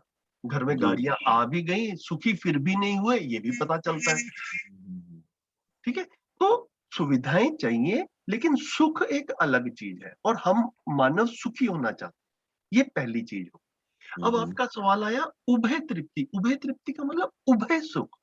तो उभय सुख का मतलब यह कि जैसे जैसे मैं संबंधों को पहचानता हूं, हमारा ध्यान इस तरफ भी जाता है कि सुखी होना मेरा अकेले का कार्यक्रम नहीं है कि भाई मैं घर में 4 लोग रहते हैं या समाज में काफी सारे लोग रहते हैं या ऑफिस में बहुत सारे लोग रहते हैं, मैं सुखी हो जाऊं, बाकियों का कुछ भी होता रहे, इस कल्पना के साथ में चलेंगे तो भी विनाश की तरफ पहुंचेंगे।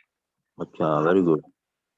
ठीक है। तो हम परिवार में भी देख पाते हैं कि मैं अपने बच्चे के साथ में हूं, मैं अपने मम्मी पापा के साथ में हूं, मैं अपने भाई बहन के साथ में हूं, मैं कुछ चाहता हूं और मेरा संबंधी कुछ और चाहता है। एंड में मैंने फाइट किया और जो मैं चाहता था वो मुझे मिल गया, लेकिन लेकिन मेरा मेरा जो संबंधी है वो अब उदास है कि भैया वो जो चाहता था वो उसको नहीं मिला, क्योंकि मेरे को मिल गया, उसकी बात नहीं। अब उसको दुखी देखकर भी हम दुखी होते हैं, क्या ऐसा पहचान में आता है कि नहीं आता है? एकदम सही बात है। ठीक है। तो मैं अकेला सुखी हो जाऊं, ये बड़ा सेल्फिश सा, बहुत अधूरा, विनाशकारी कार्यक्रम है। लेकिन सुखी होना चाहता हूं, ये पहला स्टेप है समझने का। फिर उभय सुख की तरफ ध्यान जाता है कि मेरा सुख एक्चुअल में मेरा साथ वाला, मेरा बच्चा भी सुखी है, मेरे मम्मी पापा भी, उनको भी अच्छा लग रहा है, अच्छा लगता रहता है, और मेरे को भी अच्छा लगता रहता है। ये एक उससे बड़ा सुख है ना। ओके। उसके बिना मैं सुखी होता नहीं हूं। मेरे को ही अच्छा लगता रहे मम्मी पापा दुखी हैं, मेरे को ही अच्छा लगता रहे वाइफ या हस्बैंड दुखी हैं, है ना। तो ये संवेदनहीनता में इस तरफ ध्यान नहीं जाता। लेकिन जरा सा भी हमें एक सेंसिटिविटी वाला पार्ट हो, मैच्योरिटी वाला पार्ट हो, तो हम अपने में ये देख पाते हैं कि भैया ये चाहता तो मैं उभय तृप्ति हूँ, वो हो नहीं पा रही है काफी जगह। तो जी। उभय तृप्ति को पहचाना जाए तो संबंधों में हम उभय तृप्ति चाहते हैं, ये बाबा। हाँ, इसको Thank you, हम sir. सब अपने में वेरीफाई करें। जी, थैंक यू। बढ़िया, और बताएं।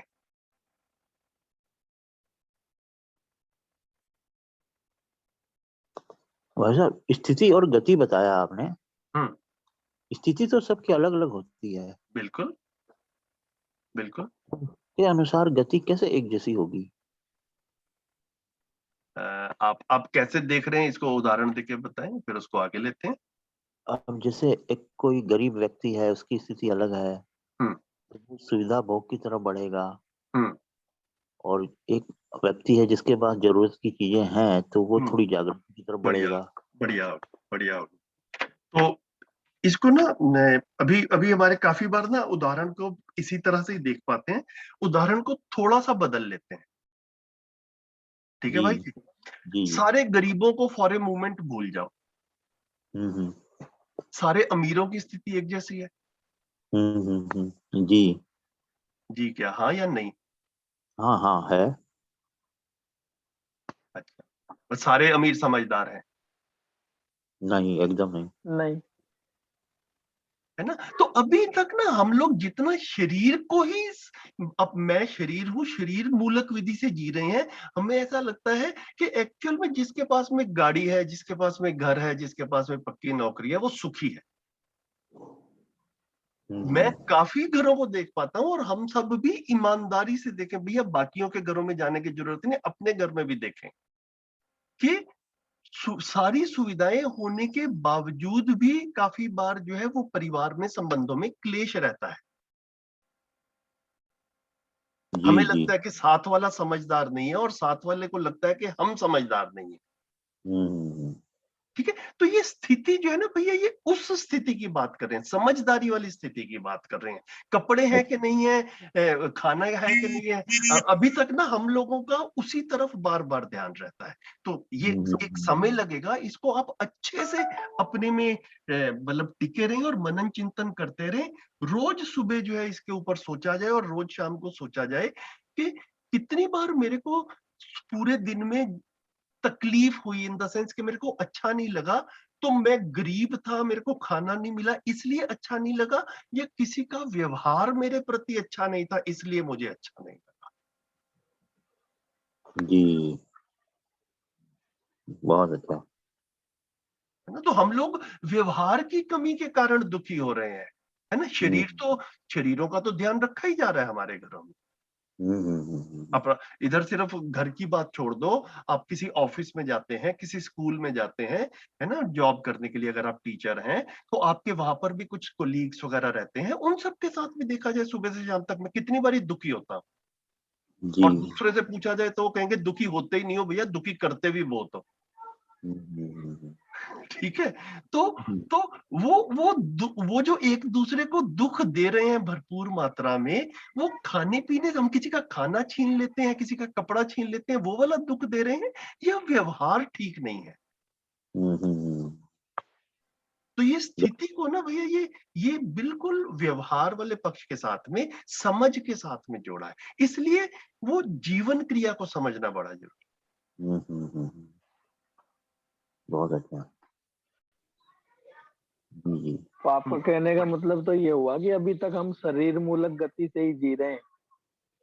आप तो अशोक भाई ऐसे कह रहे हो कि जैसे आज मैंने पहली बार ही कहा है। भैया शिविर में आप आए थे, वहां पे भी 100 बार ही कहा था, आप याद नहीं रखते।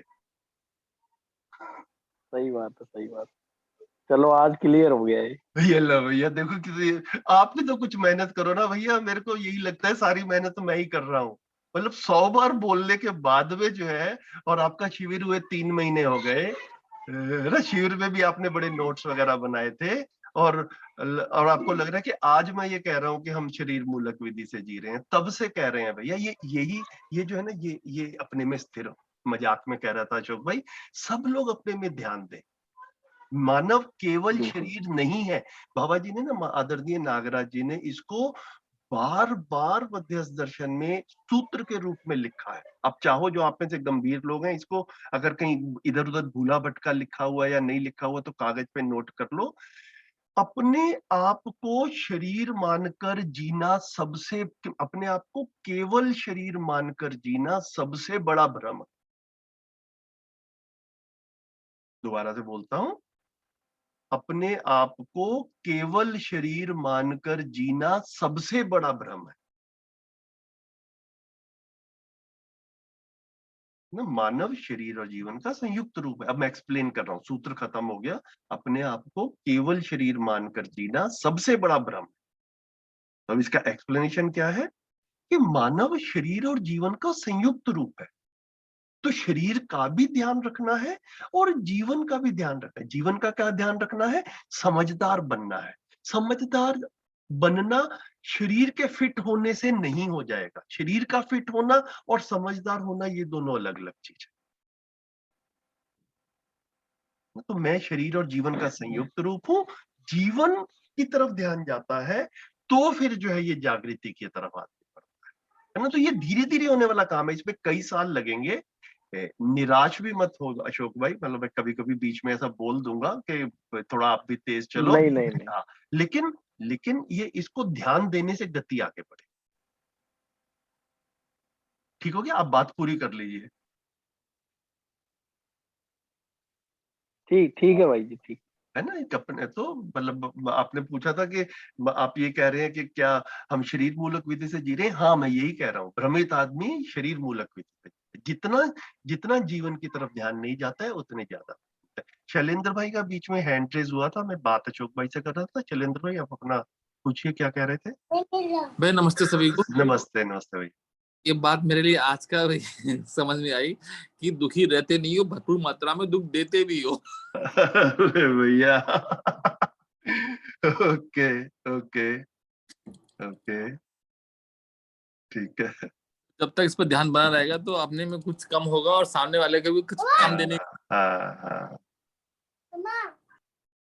बिल्कुल। तो देखो, मैं ना इसको अब शेयरिंग को उठा देता हूँ ताकि सबके चेहरे कम से कम कुछ लोगों के दिखते रहे। 25 चेहरे तो मेरी स्क्रीन में आ जाते हैं इसको हटाने से। हो क्या रहा है भैया, हम सब सुखी होना चाहते हैं, ठीक है। एक तो जीवन विद्या शिविर कर, अभी मेरे को लग रहा है कि आज बात ही कर लेते हैं, अगला चैप्टर अगली बार शुरू करेंगे। ये व्यवहारिक मुद्दे आ गए हैं, ये भी काफी मतलब इंटरेस्टिंग भी रहते हैं और हम सबकी पीड़ाएं भी हैं यहाँ पर। तो अभी हम सबके साथ में हो क्या रहा है कि सुखी होना चाहते हैं, इतना हमारे को अच्छे से पकड़ में आ गया है। सुख और सुविधा में अंतर है, ये सूचना के रूप में हमको मिल गया और हमको सूचना के रूप में अपने में इनिशियल लेवल पे ये स्वीकार भी हो रहा है। क्या सुख और सुखी होना अलग चीज है, और सुख और सुविधा ये दोनों अलग चीज है। इसको और गहरे से आप अपने में फर्दर काम करेंगे, क्लियर हो जाएगा। अब ना हम में से कई लोग एक समय तक यहां पर फंसे रहते हैं जहां पर हम भी फंसे रहे अपनी यात्रा में, कि व्यवहार से सुखी होते हैं, ये भी हमको पकड़ में आ गया। अब दूसरा ठीक व्यवहार करे तो मैं सुखी होऊंगा। अब यहां फंस जाते हैं, दूसरा ठीक व्यवहार कर नहीं रहा, यहां राइट फंसते राइट, हैं कि नहीं? जी जी जी, है ना, ये पकड़ में आ गया कि भैया मैं सुविधा से सुखी नहीं होता, सुखी होना अलग चीज है, सुविधा अलग चीज है। एक स्टेप, एक हर्डल क्रॉस हो गई। अब सुखी कैसे होते हैं? व्यवहार से सुखी होते हैं, ये भी पकड़ में आ गया, एक स्टेप और आगे बढ़ गए। अब व्यवहार से सुखी होता मतलब दूसरा आदमी ठीक व्यवहार करे मैं तब सुखी होगा, और दूसरे को समझ आ नहीं रही है, अब हम फिर भी दुखी हैं। तो यहाँ पर अब तीसरा स्टेप आ गया, इसके ऊपर आप फर्दर काम करें। अब सूचना के रूप में, हम चर्चा के रूप में इसको ऐसे ला सकते हैं कि मैं समाधान से सुखी होता हूं, है ना, समाधान ही सुख है। ये जो है अब धीरे से पहचान में आता है। तो समाधान ही सुख है, मतलब कौन? मेरे को समाधानित होना है। तो मेरे को समाधानित होना है, ये अब ये मेरे हाथ में आ गया। तो जब तक हम व्यवहार से सुखी होने की कोशिश करते हैं, सुख के लिए बाहर डिपेंडेंसी बनी रहती है, निर्भरता बाहर बनी रहती है। दूसरा ठीक व्यवहार करेगा तो मैं सुखी होऊंगा, और दूसरा तो पता नहीं कब करेगा, पूरी जिंदगी भी करेगा या नहीं करेगा। कईयों के साथ तो जिंदगी बीत जाती है और ऐसा लगता है कि भैया भाई ये तो इस शरीर यात्रा में तो कुछ होने वाला नहीं है। तो दूसरा कब करेगा, करेगा या नहीं करेगा, वो अलग चीज है। मैं तो अपने समाधान के लिए काम कर ही सकता हूं, और समाधान ही सुख है, ये बाबा जी ने सूत्र के रूप में हमको दिया है शिविर में। इसके ये भी 50 बार बोली देते हैं हम लोग, समाधान ही सुख है। तो समाधानित मैं होऊंगा और मैं सुखी हो जाऊंगा, ऐसा आश्वासन बाबा जी ने दिया है। भाई साहब यहाँ एक सेकेंड, एक फ्लो में बात कर लेता हूँ, फिर प्रश्न भी ले लेंगे, ठीक है। तो समाधानित होने से मैं सुखी होता हूं, ऐसा आश्वासन बाबा जी ने दिया है। और हम भी अपने में इसको वेरीफाई जरूर करें। तो वेरीफाई करने से क्या पाते हैं, देखो आप सब लोग संडे की सुबह कड़कती सर्दी में जो है ना, बाकी सब काफी आधी दिल्ली रजाई में बैठी होगी, आप लोग जो है आराम से जो है वो 8 बजे तक तैयार होके इस सेशन में आ जाते हैं कि भैया इस सेशन को जो है वो अटेंड करेंगे। इस सेशन से क्या हो रहा है, आपको समाधान का एक झलक मिल रही है, इसीलिए आ रहे हैं आप। ये ठीक है कि नहीं है ना? ये समाधान की एक झलक मिलती है और ये सेशन अटेंड करते हैं तो आपको लगता है कि यार हाँ यहाँ पर बात ठीक हो रही है, ये ठीक बात हो रही है, ये मैं इससे मेरे को अच्छा लग रहा है, ये मैं पूरा भी समझना चाहता हूं। ये अपने में ये वेरीफाई होता है कि समाधान ही सुख है। अभी तो आप समाधानित हुए नहीं है, ठीक है। समाधान की बात सुन के ही इतने सुखी हो जाते हैं, एक उम्मीद सी जगती है कि समाधान हो जाएंगे तो सुखी हो जाएंगे। तो जब उम्मीद से ही इतना सुखी हो जाते हैं भैया, तो समाधान हो जाएगा तो वो वाला सुख कितना बड़ा होगा, ये भी अपने में हम लोगों ने अपनी यात्रा में पिछले कुछ साल में ऐसा पाया। मैं बार बार आपसे कहूंगा, मैं घोषणा नहीं कर रहा कि मैं पूरी तरह से समझदार हो गया या जागृत हो गया या समाधानित हो गया, लेकिन जितनी मैं मेहनत कर रहा हूँ और जितनी अपने अंदर क्लियरिटी बन रही है, जितना समाधान बन रहा है, जैसे जैसे आगे बढ़ रहा हूँ, क्लियरली अपने में महसूस कर पाता हूँ, अनुभव कर पाता हूँ कि हाँ अब तो अच्छा लग रहा है। अब दूसरे व्यवहार कैसा करते हैं उससे मेरे पे ज्यादा फर्क नहीं पड़ता है। तो धीरे से बड़ी सारी चीजें लिंक होती हैं। वो दूसरों की अयोग्यता से प्रभावित ना होना ही मेरी योग्यता है। ये कब अपने में सेट होता है, जब मैं समाधानित होता हूं। जब तक समाधानित नहीं होता हूं तब तक दूसरे के व्यवहार से दुखी होता ही रहता हूं। आपने ये भी 100 बार सुन ही लिया है कि दूसरे की अयोग्यता से प्रभावित ना होना ही मेरी योग्यता है। फिर भी सुबह से शाम तक देखें तो शाम को रिव्यू करते हुए पाएंगे कि दिन में कई बार दूसरों की अयोग्यताओं से मैं प्रभावित तो हुआ हूं। क्यों प्रभावित हुआ हूं? क्योंकि अभी पूरा समाधानित नहीं हुआ हूं। अभी समाधान की बात सुन रहा हूं, समाधान में रुचि बन रही है। इतनी यहां तक आप पहुंचे, है ना? जितना आप लोग अध्ययन करेंगे, जितना इस पे मनन चिंतन होगा, उतना क्लियरली और आगे देख पाएंगे। तो ये जो है ना, इसके स्टेप्स हैं। अंशु भाई बीच में कुछ कह रहे थे तो मुझे लगा कि मैं फ्लो में एक बात पूरी कर लूं, फिर सर आपने एकदम सही कहा। भाई साहब मैं यहाँ पे कह रहा हूँ ये बहुत बड़ा स्टिकिंग पॉइंट है। अब सामने वाला तो व्यवहार अच्छा कर नहीं रहा है, तो फिर ये तो पलायनवादी हो गया नंबर 1, और दूसरा हम तो समाधानित हो रहे हैं और सामने वाला तो हमें बर्बाद कर देगा। भाई साहब आप शुरू में ना भैया ये शंकाएं बनी रहती हैं। आपने शिविर कितने किए हैं भैया? मैंने शिविर नहीं किए, मैं ऑनलाइन ही स्टडी कर रहा हूँ। तो थोड़ा सा ना भैया, फिर ये आपके भी काफी ये इनिशियल डेज में ये कंफ्यूजन्स बने रहेंगे। जिसे कहते हैं, ये काफी बार क्या रहता है कि एक फिजिकल शिविर की भी भैया एक महिमा रहती है। तो अभी कोरोना वगैरह जब समाप्त होगा ना, तो फिजिकल शिविर, आप कौन से शहर में हैं? हरिद्वार। हाँ, तो अभी कोरोना वगैरह समाप्त होगा अंशु भाई, तो फिर से फिजिकल शिविर शुरू होंगे। अभी दिसंबर तक तो मतलब हर महीने पूरे देश में 5-7 शिविर कम से कम हो ही रहे थे। तो अभी फिर से 1-2 महीने में मेरे को ऐसा लग रहा है चीजें ठीक हो जाएंगी, फिजिकल शिविर होंगे। आप फिजिकल शिविर करेंगे भैया तो चीजें ना और भी ज्यादा अच्छे से क्लियर होंगी। धीरे से शुरू में ये डाउट बना रहता है कि दूसरा मेरा शोषण कर लेगा या क्या ये पलायनवाद है। तो ये पलायनवाद नहीं है भैया।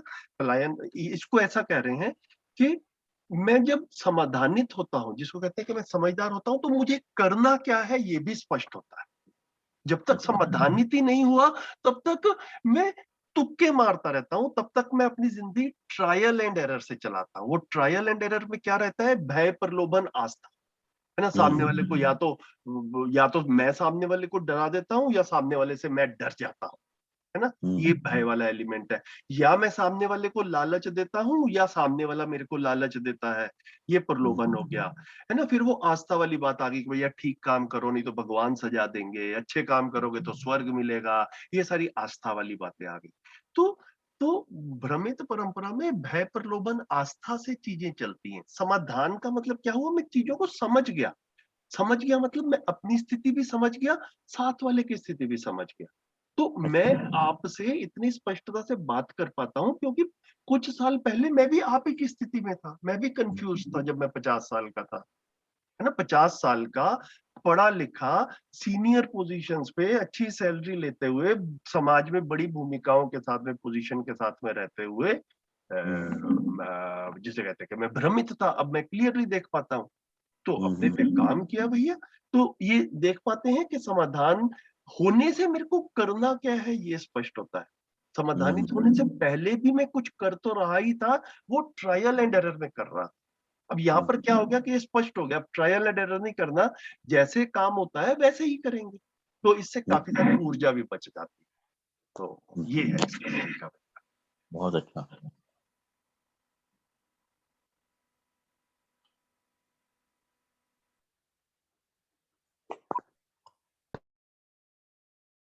और बताएं।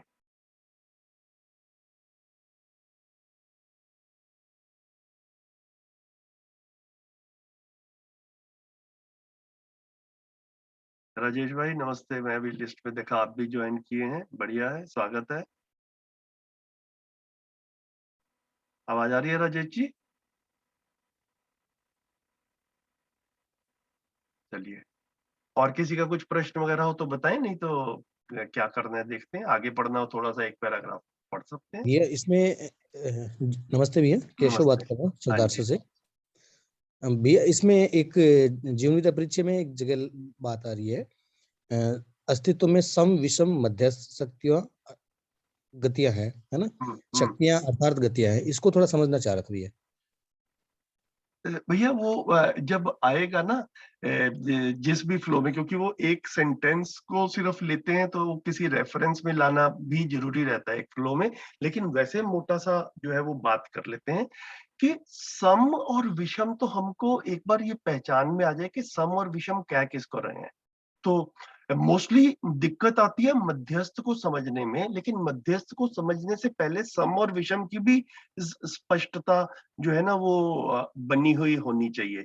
तो आप केशव भाई पहले अपनी तरफ से बताएं कि सम और विषम की आपकी कितनी स्पष्टता बनी है ना, फिर उसके हिसाब से मध्यस्थ की बात। सम किसी चीज का पॉजिटिविटी है ना, श्रम या सृजन के अर्थ में देख रहा हूँ, और विषम किसी चीज का विघटन हो गया, उसका विसर्जन। तो सम उदाहरण देके बताएं। जैसे जन्म जो है वो सम में है, और उसका विसर्जन हो गया मृत्यु के रूप में, वो विषम हो गया। और मध्यस्थ क्रिया है जीना जो है वो मध्यस्थ क्रिया के रूप में। ओके, तो ठीक है, बढ़िया है। अब ना इसको ऐसे देखेंगे भाई थोड़ा सा कि जिसको हम जन्म कह रहे हैं ना, तो जन्म का भी क्या मतलब हुआ कि शरीर बना, और शरीर और जीवन के संयुक्त रूप में मानव बना, इसको मानव का जन्म कहेंगे। इतना ठीक है? आप बेशक आप म्यूट मत कीजिए, अब थोड़ी हमारी बातचीत होगी तो आपका। जी भैया। तो शरीर और जीवन का संयुक्त रूप जो है ना, इसको जन्म की घटना कह रहे हैं। और फिर एक जिसको मृत्यु की घटना क्या कह रहे हैं कि अब शरीर और जीवन अलग अलग हो गए। तो एक्चुअल में देखें तो रचना और विरचना जो है ये शरीर की हो रही है। ठीक बात। तो सम और विषम जो है ये शरीर से संबंधित है। ठीक है, और तो मतलब एक सम और विषम और मध्यस्थ शरीर से संबंधित है, जिसका क्या मतलब हुआ कि शरीर का जन्म होना, किसी बच्चे का जन्म होना, और उस जन्म होने के बाद में उसको जो ना, जिसको हम कहते हैं एक एडल्ट मानव तक बनना, जिसको हम, आप कोई भी एज ले लो, 15 साल 18 साल 20 साल जो कुछ भी है, जब तक के वो बच्चा बड़ा हो रहा है। तो बाबा जी ने कहा कि किसी चीज का बनना और उस चीज का बड़ा होना, इसको सम के रूप में रखा गया। ठीक बात है ना। तो हम बच्चे के जन्म का भी उत्सव मनाते हैं और बच्चा बड़ा हो रहा है इसका भी उत्सव मनाते हैं। जी। उसके बाद में एक डिके वाली फेज आती है, एंड में जाके बुजुर्ग वाली फेज में, कि शरीर जो है वो बूढ़ा हो रहा है और इवेंचुअली किसी स्टेज पे उसको विषम बोला। और बीच के हमको एक काफी सारे साल मिलते हैं, काफी लोगों को जो है कि जिसमें एक शरीर, जैसे हम सब, आप काफी सारे लोग अपने में देख पाए कि हाँ ठीक है, अब शरीर चल रहा है, ठीक से चल रहा है, ना ये बड़ा हो रहा है और ना अभी ये जो है वो कुछ ऐसा हुआ है कि जो मैं पहले कर पाता था और अब नहीं कर पा रहा, तो अभी फिट वाली कंडीशन में ही है। इसको शरीर का मध्यस्थ वाला फेज कह सकते हैं। लेकिन मानव का जो है ना, वो मानव क्या है, शरीर और जीवन का संयुक्त रूप। तो शरीर की स्थिति में सम, विषम और मध्यस्थ अलग चीज है। अब जीवन में भी सम, विषम और मध्यस्थ होता है। जी जी। है ना। तो आदमी समझदारी की ओर बढ़ रहा है, इसको सम कहेंगे। बढ़िया। आदमी समझदार होके समझदार बना रहा, इसको मध्यस्थ कहेंगे। और जीवन के लेवल पे विषम तो है ही नहीं। आदमी एक बार समझदार हो गया तो अब वो कोई स्टेज ऐसी आ जाएगी फिर से ना समझ होगा, ऐसा नहीं होता है। ठीक है। तो जीवन को जब हम समझते हैं तो विषम वाली स्थिति है ही नहीं। एक बार जागृत हो गया, एक बार मध्यस्थ में आ गया तो मजे ही मजे हैं। अपने भी मजे हैं, अपने की भी अपनी मौज है, हमेशा खुद भी खुश है क्योंकि समाधानित है, समाधानी सुख है। ठीक व्यवहार करता है तो दूसरे भी सुखी रहते हैं, तो दूसरों को सुखी देख के भी सुखी होता है। फिर किसी स्टेज पे अपना शरीर नहीं भी रहता, दूसरे सुखी ही रहते हैं। जी भैया। ठीक है। तो इसमें विषम वाली कोई परिस्थिति आती ही नहीं है। तो जब तो अब जिस भी रेफरेंस से आप लेकर आए थे उसको अभी छोड़ देते हैं।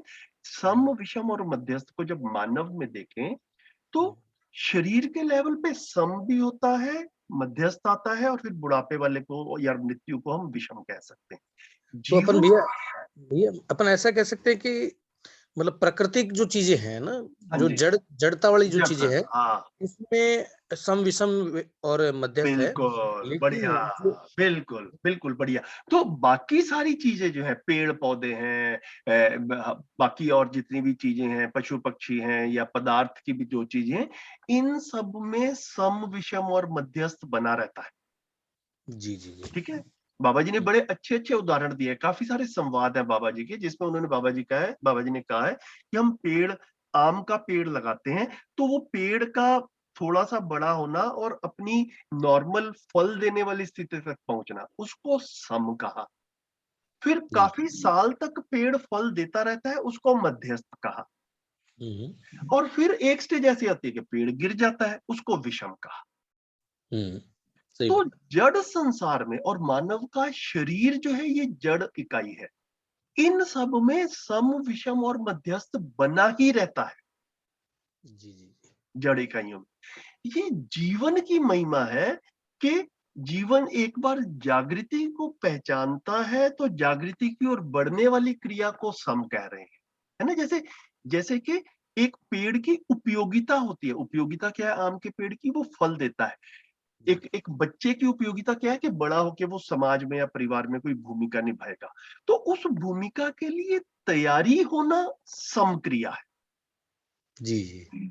फिर उस उपयोगिता को जब तक निभा रहे हैं उसको मध्यस्थ क्रिया कह रहे हैं। हाँ भैया। और फिर जब उस उपयोगिता को निभाने लायक नहीं रहते हैं तो उसको विषम कह रहे हैं। जी भैया। तो मानव का भी शरीर इसी कैटेगरी में आता है। जीवन में एक बार समाधान या जागृति और व्यवस्था समझ में आता है तो एक ना सबसे बढ़िया अद्भुत बात ये होती है भैया कि ये लगता है कि एकदम से ना विषम से छुटकारा हो गया। क्योंकि आदमी को ना एक्चुअल में विषम पसंद नहीं है, इसीलिए आदमी को मृत्यु के टाइम पे हर परिवार में रोना धोना चलता है ना। जी जी। तो वो क्योंकि उसको हम विषम के रूप में पहचानते हैं, तो हम चाहते हैं कि चीज बनी रहे। तो क्या बनी रहती है? जीवन बना रहता है। और जीवन में अगर जागृति रहती है तो जीवन की तरफ, जीवन जो है वो स्थिति के रूप में मानव में है, मानव का व्यवहार जैसी जीवन की स्थिति है वैसा रहता है, तो मानव का व्यवहार निरंतर अच्छा रहता है। ठीक है। तो वो वो जो है ना वो काफी तृप्तिदायक चीज है। तो उसको कह रहे हैं कि मानव मध्यस्थ वाले में स्थिति में आ जाता है। तो पहला स्टेप है प्रयोजन के रूप में, पर्पस के रूप में, लक्ष्य के रूप में मैं समाधानित होना चाहता हूं और सभी व्यवस्था में जीना चाहते हैं। जब हम ये पहचानते हैं तो हम समाधान के लिए काम करते हैं। अब किसके समाधान के लिए काम करेंगे? दूसरा जल्दी मेरे से समझेगा, अभी तो उसका इंटरेस्ट भी नहीं है, लेकिन मेरा इंटरेस्ट जागृत हो गया है तो मैं तो अपने पे काम कर ही सकता हूं। तो ये एक सम वाली स्थिति बनती है। जैसे जैसे हम इस सम स्थिति में आगे बढ़ते हैं, हम अपनी विषमताओं से मुक्ति पाते हैं। क्या मतलब हुआ इसका? कि जो हमने कहा अभी थोड़ी देर पहले कि दूसरा हमको दुखी करता है और हम दूसरे को दुखी करते हैं और जिंदगी ऐसे चलती रहती है मोस्टली। जैसे ही हमको ये मध्यस्थ दर्शन का प्रस्ताव मिलता है, हम अपने पे काम करना शुरू करते हैं, तो कम से कम मैं दूसरे को दुखी करना कम कर देता हूं। पीड़ित होना और पीड़ित करना दोनों कम हो जाते हैं। ठीक है, तो कम से कम मैं कम कर देता हूं। और फिर जैसे जैसे मैं समाधान की ओर बढ़ता हूं, मैं ऐसा पहचान पाता हूं कि यार दूसरा भी ना अपनी नासमझी की वजह से जो कुछ भी बोल रहा है, ऊट-पटांग कर रहा है। मतलब काफी बार ना मैं घरों में ये देखता हूं कि एक दूसरे के साथ में समस्याएं क्या होती है कि तुमने मेरे से ठीक से बात नहीं की, तुमने मेरे को ताना दिया, है ना? जी ये जी ये जी ये वाली चीजें जो है, ये व्यवहार पक्ष है। धीरे से आदमी जब समाधान की ओर बढ़ता है, उसको बड़ी क्लियरली दिखता है यार सामने वाला ताना दे रहा है, ये उसकी स्थिति है, उसके ताने से मेरे को क्या पड़ता है। जी भैया। ठीक है, तो मैं अयोग्यता से प्रभावित नहीं होता हूं। ये पलायनवाद नहीं है, जो थोड़ी देर पहले अंशु भाई कह रहे थे कि क्या ये पलायनवाद है। ये पलायनवाद नहीं है। इट इज जस्ट रिकॉग्नाइजिंग कि अभी सामने वाले की स्थिति ठीक नहीं है। It is very similar to कि एक 3 महीने का बच्चा बेड में ही, कपड़ों में ही सुसु कर देता है जी और हमें लगता है कि भैया ये ठीक क्यों नहीं कर रहा और इसको समझाऊं। तो समझदार आदमी ये समझता है कि 3 महीने के बच्चे की ऐसी स्थिति ही नहीं है कि भैया वो सुसु करना है, कहां पर, किस टाइम पे करना है, उसको ही समझ में आए।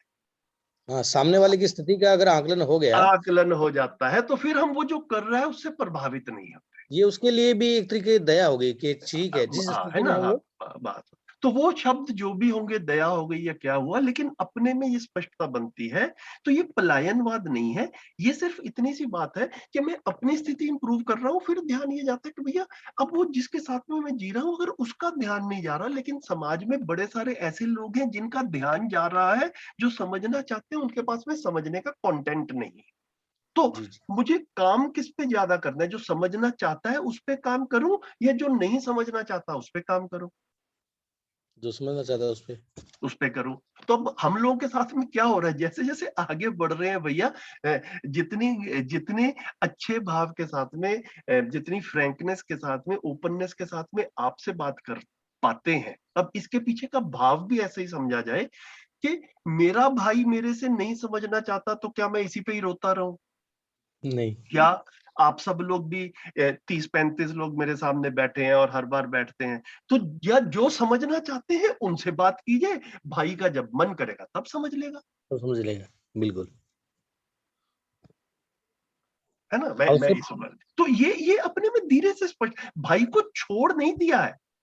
भाई है ना, भाई को छोड़ना नहीं है, भाई के साथ ही रहना है। लेकिन जब मतलब जब उसकी मन करेगा समझने का, या जैसे मैं अपनी स्थिति और इंप्रूव करूंगा तो और देख पाऊंगा कि शायद कैसे करूं, वो मेरे से जब उनकी आज नहीं आवश्यकता समझ बनेगी, रहा। हाँ, जब उनकी आवश्यकता बनेगी जब तब उनकी देख। आवश्यकता बनेगी या जब मेरी भी योग्यता बढ़ेगी, जी जी है ना? अभी हो सकता है कि मेरी इतनी योग्यता नहीं है समझाने की, मेरी योग्यता बढ़ जाएगी तो शायद मैं ही कुछ ऐसा माहौल बना पाऊं कि सामने वाले के भी समझने में रुचि बने। तो मैं अपनी योग्यता पे काम कर रहा हूँ, मैं अपने समाधान पे काम कर रहा हूँ। और साथ में जिन लोगों की, भाई आप सब भी तो मेरे भाई बहन के रूप में हुई, तो मेरा सिर्फ ब्लड रिलेशन वाला ही भाई है। ये भी एक शरीर मूलक विधि जिससे जीने का ना एक बड़ा भ्रम ये भी रहता है कि हम बायोलॉजिकल संबंधों को ही अपने संबंधी मानते हैं। जी जैसे जैसे हम ये शरीर मूलक विधि से निकलते हैं भैया, अखंड समाज अपना संबंधी लगता है। आप सब मेरे को तो अपने संबंधी लगते ही हो हमेशा, आपसे बिल्कुल बेशक कभी मिले भी ना हो। बिल्कुल सही बात भी है।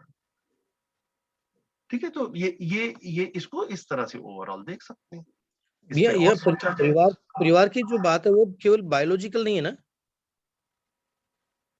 अब ये देखिए भैया, मतलब एक्चुअल में परिवार और संबंध, मतलब ये देखिए दो शब्दों को पहचाना जाए। एक तो ये है ही कि जो हमारे बायोलॉजिकल संबंधी है वो संबंधी नहीं है, ऐसा नहीं कह रहे हैं, वो भी संबंधी है ही, है ना। अगर मेरा बच्चा है तो मेरा बच्चा मेरा संबंधी है, इसमें कोई डाउट वाली बात नहीं है। लेकिन कोई मेरा मित्र है या आप हो और धीरे से आपके साथ भी मित्रता और गहरी हो जाए, ग्रुप में कई साथी हैं जिनके साथ में कई सालों से मित्रता बन गई है, वो धीरे से ऐसा लगता है कि भैया हाँ यहाँ पर भी एक संबंध है, मित्र मित्र का संबंध है। धीरे से कभी गुरु शिष्य वाला संबंध जो है वो कहीं पे महसूस होता है। हमारी बड़ी सारी भूमिकाएं हैं पूरे समाज में। तो मेरा भाई मुझसे नहीं समझ रहा और मेरे को दुखी करता और मेरी जिंदगी सारी उसी पे निकल गई, ये एक बड़ी नैरो सेंस में जिंदगी को समझने वाली बात है ना। तो यहाँ पर पूरा क्या हुआ, अखंड समाज सार्वभौम व्यवस्था की तरफ ध्यान जाता है। तो करने का भी अवसर बहुत कुछ है, समझने का भी अवसर बहुत कुछ है, और व्यवस्था में भागीदारी करने का अवसर भी बहुत कुछ है। ये सब क्लियर होता है, ये क्लियर होता है तो करना क्या है ये क्लियर होता है ना। कहाँ कितनी ऊर्जा लगानी है ये भी स्पष्ट होता है, फिर उतनी ऊर्जा हम लगा ही लेते हैं। ठीक बात है।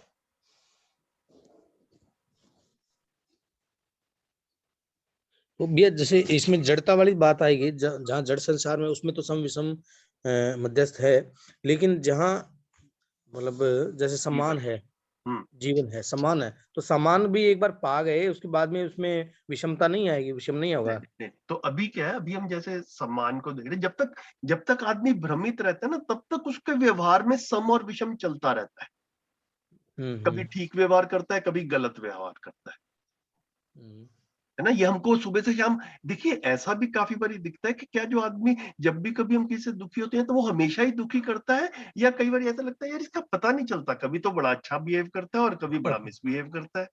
सही बात है ना। तो कभी सम रूप में दिखता है, इट इज जस्ट लाइक कि आम के पेड़ का मूड आ जाए यार कि कल आप आओगे तो मैं फल नहीं दूंगा, है ना। तो वो निश्चित आचरण नहीं रहता। तो बाबा जी ने, आदरणीय नागराज जी ने मध्यस्थ दर्शन में निश्चित आचरण शब्द को एक तरह से ध्यान दिलाया है कि निश्चित आचरण जागृति के बाद में ही आता है ना। तब सम भाव के साथ में आदमी बना रहता है ना। उसमें फिर उसके व्यवहार में विषमता नहीं है। भ्रमित अवस्था में झूला झूलता रहता है, कभी सम कभी विषम, और आदमी को खुद का पता नहीं चलता।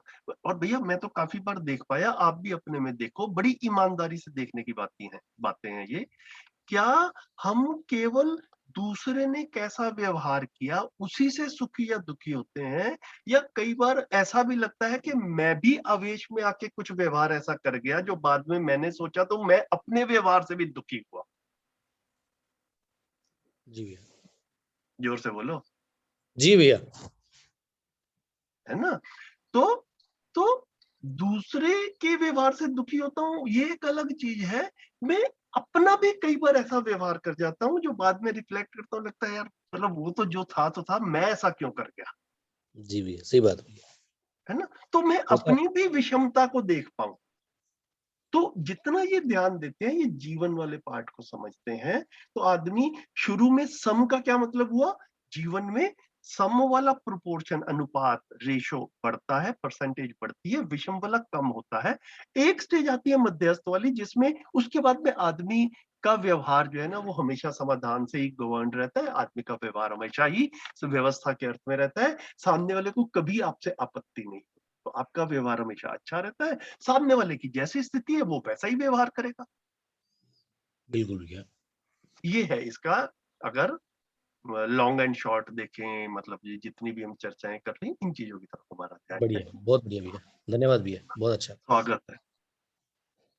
और बताएं। नॉर्मली मैं कहता हूं कि मेरी 9:30 बजे एक दूसरी मीटिंग शुरू होती है, आज वो 9:30 बजे वाली मीटिंग नहीं हो रही है, तो हम चाहें तो 5-10 मिनट और भी लगा सकते, और प्रश्न ना हो तो we can wind up also. सबके अपने घरों में काम वाम भी होंगे, तो we can go ahead with that also.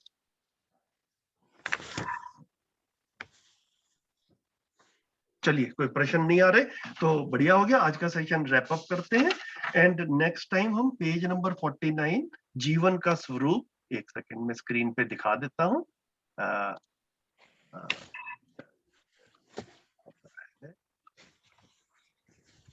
है ना, ये जीवन का स्वरूप जो है यहाँ से शुरू करेंगे नेक्स्ट टाइम।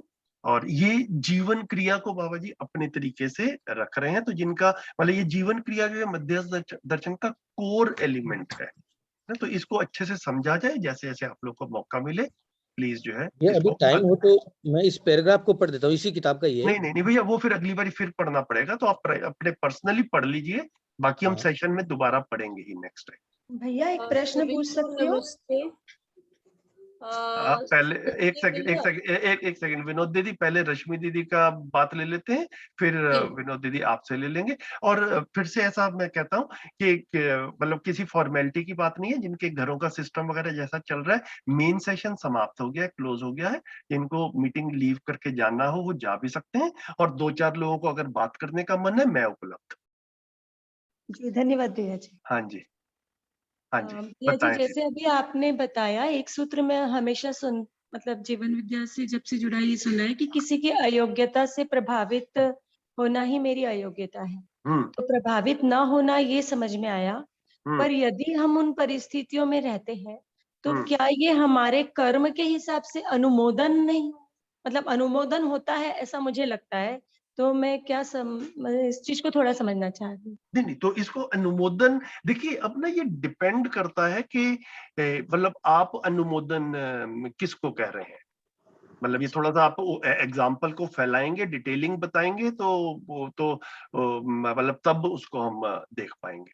हाँ, जैसे कोई भी हम कहीं पे कुछ गलत कार्य होते हुए देख रहे हैं और उससे हम प्रभावित नहीं हो रहे हैं, हम अपने आप उसको होने दें, ठीक है, हमें क्या करना है ऐसा सोच लें, तो ये हमारा अनुमोदन भी हुआ ना।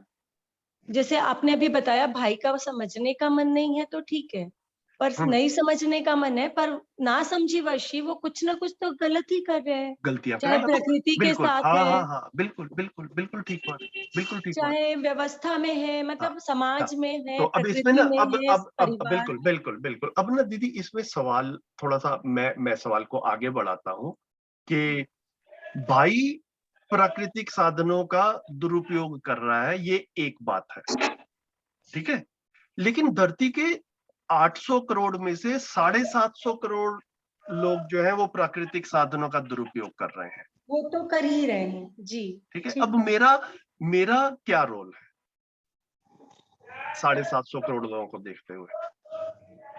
ज्यादा से ज्यादा लोगों को समझाने की कोशिश की जाए, ऐसा नहीं, या ज्यादा से ज्यादा लोगों के पास पहुंचने की मतलब की कोशिश की जाए, ऐसा। अच्छा, बड़े सारे लोग जो है ना वो धर्म के नाम पे और राजनीति के नाम पे बहुत सारी चीजें कर रहे हैं, उसमें मेरा क्या रोल है? वो तो ओवरऑल फिर यही समझ में आता है कि शिक्षा पे काम किया जाए, ताकि शिक्षा से बेस से ही शुरू होगी तो वो हम कर ही रहे हैं, वो हम कर ही रहे हैं, है ना। तो एक्चुअल में क्या है कि जब तक हम समाधानित नहीं होते ना, करना क्या है ये स्पष्ट नहीं होता, तो हम ना इंडिविजुअल इंसिडेंट्स में क्या करना है इसमें घुसते हैं कि मैं भाई के साथ में क्या करूं, है ना। पूरे समाज में करोड़ों लोग हैं जो प्राकृतिक साधनों का दुरुपयोग कर रहे हैं, क्या करूं। अच्छा भाई, इन सब के भी पीछे लग जाओ। अच्छा, बड़ा सारा धर्म के नाम पे ऊटपटांग काम हो रहे हैं, राजनीति में हो रहा है, फिर आप इवेंचुअली पाओगे ये कि यार मैं तो एक हूं और ये करोड़ों है, मैं क्या क्या कर सकता हूं, तो मैंने करना क्या है और उसका कुछ आउटकम भी आए ये भी तो देखना पड़ेगा ना। जी बिल्कुल भैया। तो बाबा जी ने ये सारा सोच, देखिए बाबा जी ये सारी मेहनत कर चुके हैं, है ना, और हमने भी जितना मनन चिंतन किया और अपने में यही पाया कि भैया काम तो शिक्षा पे ही करना है। जी। अगली पीढ़ी ये काम ना करे, ये जो कर रहे हैं ना, इन करोड़ों लोगों को पकड़ के समझाना से एक लेवल का रिजल्ट आएगा, अगली पीढ़ी पे काम करने से उससे 100 गुना बेटर रिजल्ट आएगा। अब डिसाइड समाधानित आदमी या जो थोड़ा बहुत भी समझा है, समझने की कोशिश कर रहा है, वो डिसाइड करेगा कि मुझे करना क्या है। तो फिर से मैं जो इनका आया था ना हरिद्वार वाले भाई जी का क्या नाम था, आशु भाई, कि ये पलायनवाद नहीं है। हमें ना काफी बार ये पलायनवाद लगता है जब तक हम पूरे वर्किंग को नहीं समझे रहते। जी बिल्कुल। भाई को ही छोड़ दिया, भाई को नहीं छोड़ दिया, मेरे करने से पूरी व्यवस्था में कहाँ रिजल्ट बेटर आएगा ये मेरे को समझ में आता है, फिर मैं वो लगा ही रहता हूँ। और भाई के साथ भी जब जब अवसर मिलता है बात करके देख लेता हूँ, ज्यादा उम्मीद नहीं करता, क्योंकि एक बार देख ही चुका हूँ यार, इसकी स्थिति जो है ना अभी ऐसे ही है। पर अभी भी जैसे मैं आपने जो बताया वो तो मुझे अच्छे से समझ में आया। हाँ। मतलब ये चीज मैं समझ ही रही थी, पर फिर भी वो जो क्वेश्चन मैंने पूछा कि क्या ये मेरे कर्म में नहीं आएगा क्या, मतलब देख के उस परिस्थिति में रह के उसको सॉर्ट आउट नहीं करना, तो ये क्या अनुमोदन नहीं हुआ क्या? नहीं, तो उसमें ना क्या टू ये दी एक्सटेंट अनुमोदन हुआ?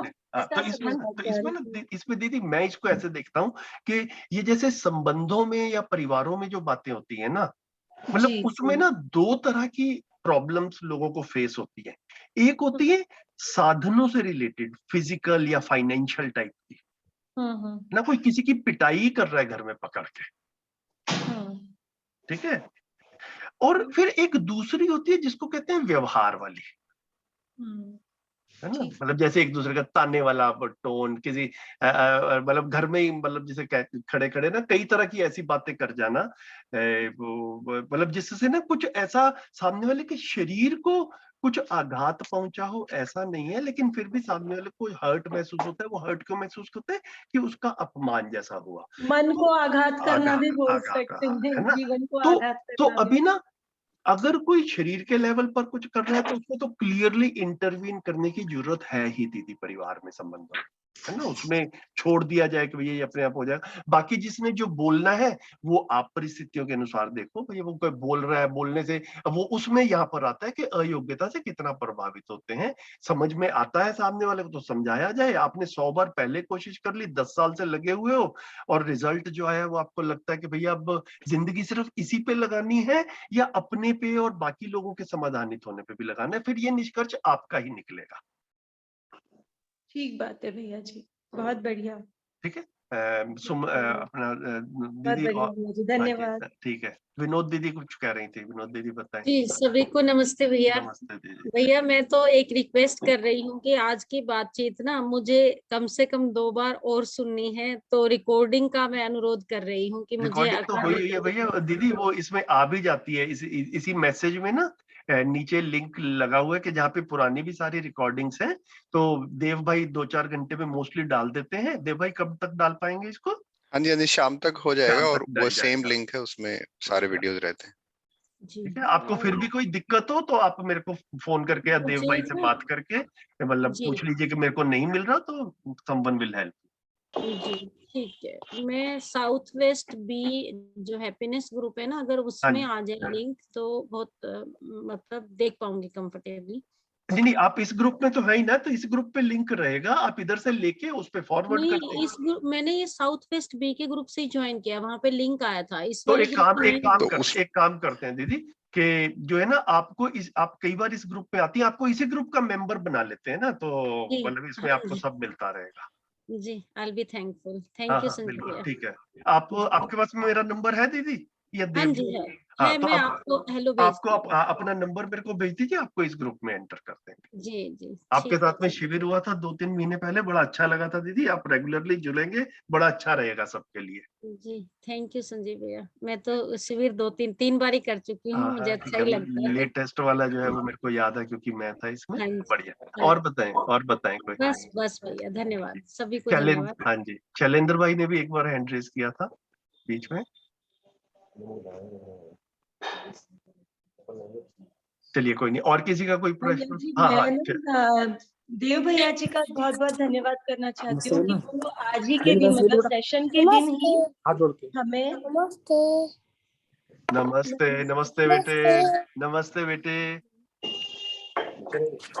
हाँ बोले, मुझे भी कुछ कहना है, बोले तो मुझे भी बात करना है। हाँ ठीक है भैया, बढ़िया हो गया। हाँ विनोद दीदी, आप धन्यवाद कर रहे थे देव भाई का। नमस्ते भैया जी, मैं रश्मि। हाँ जी।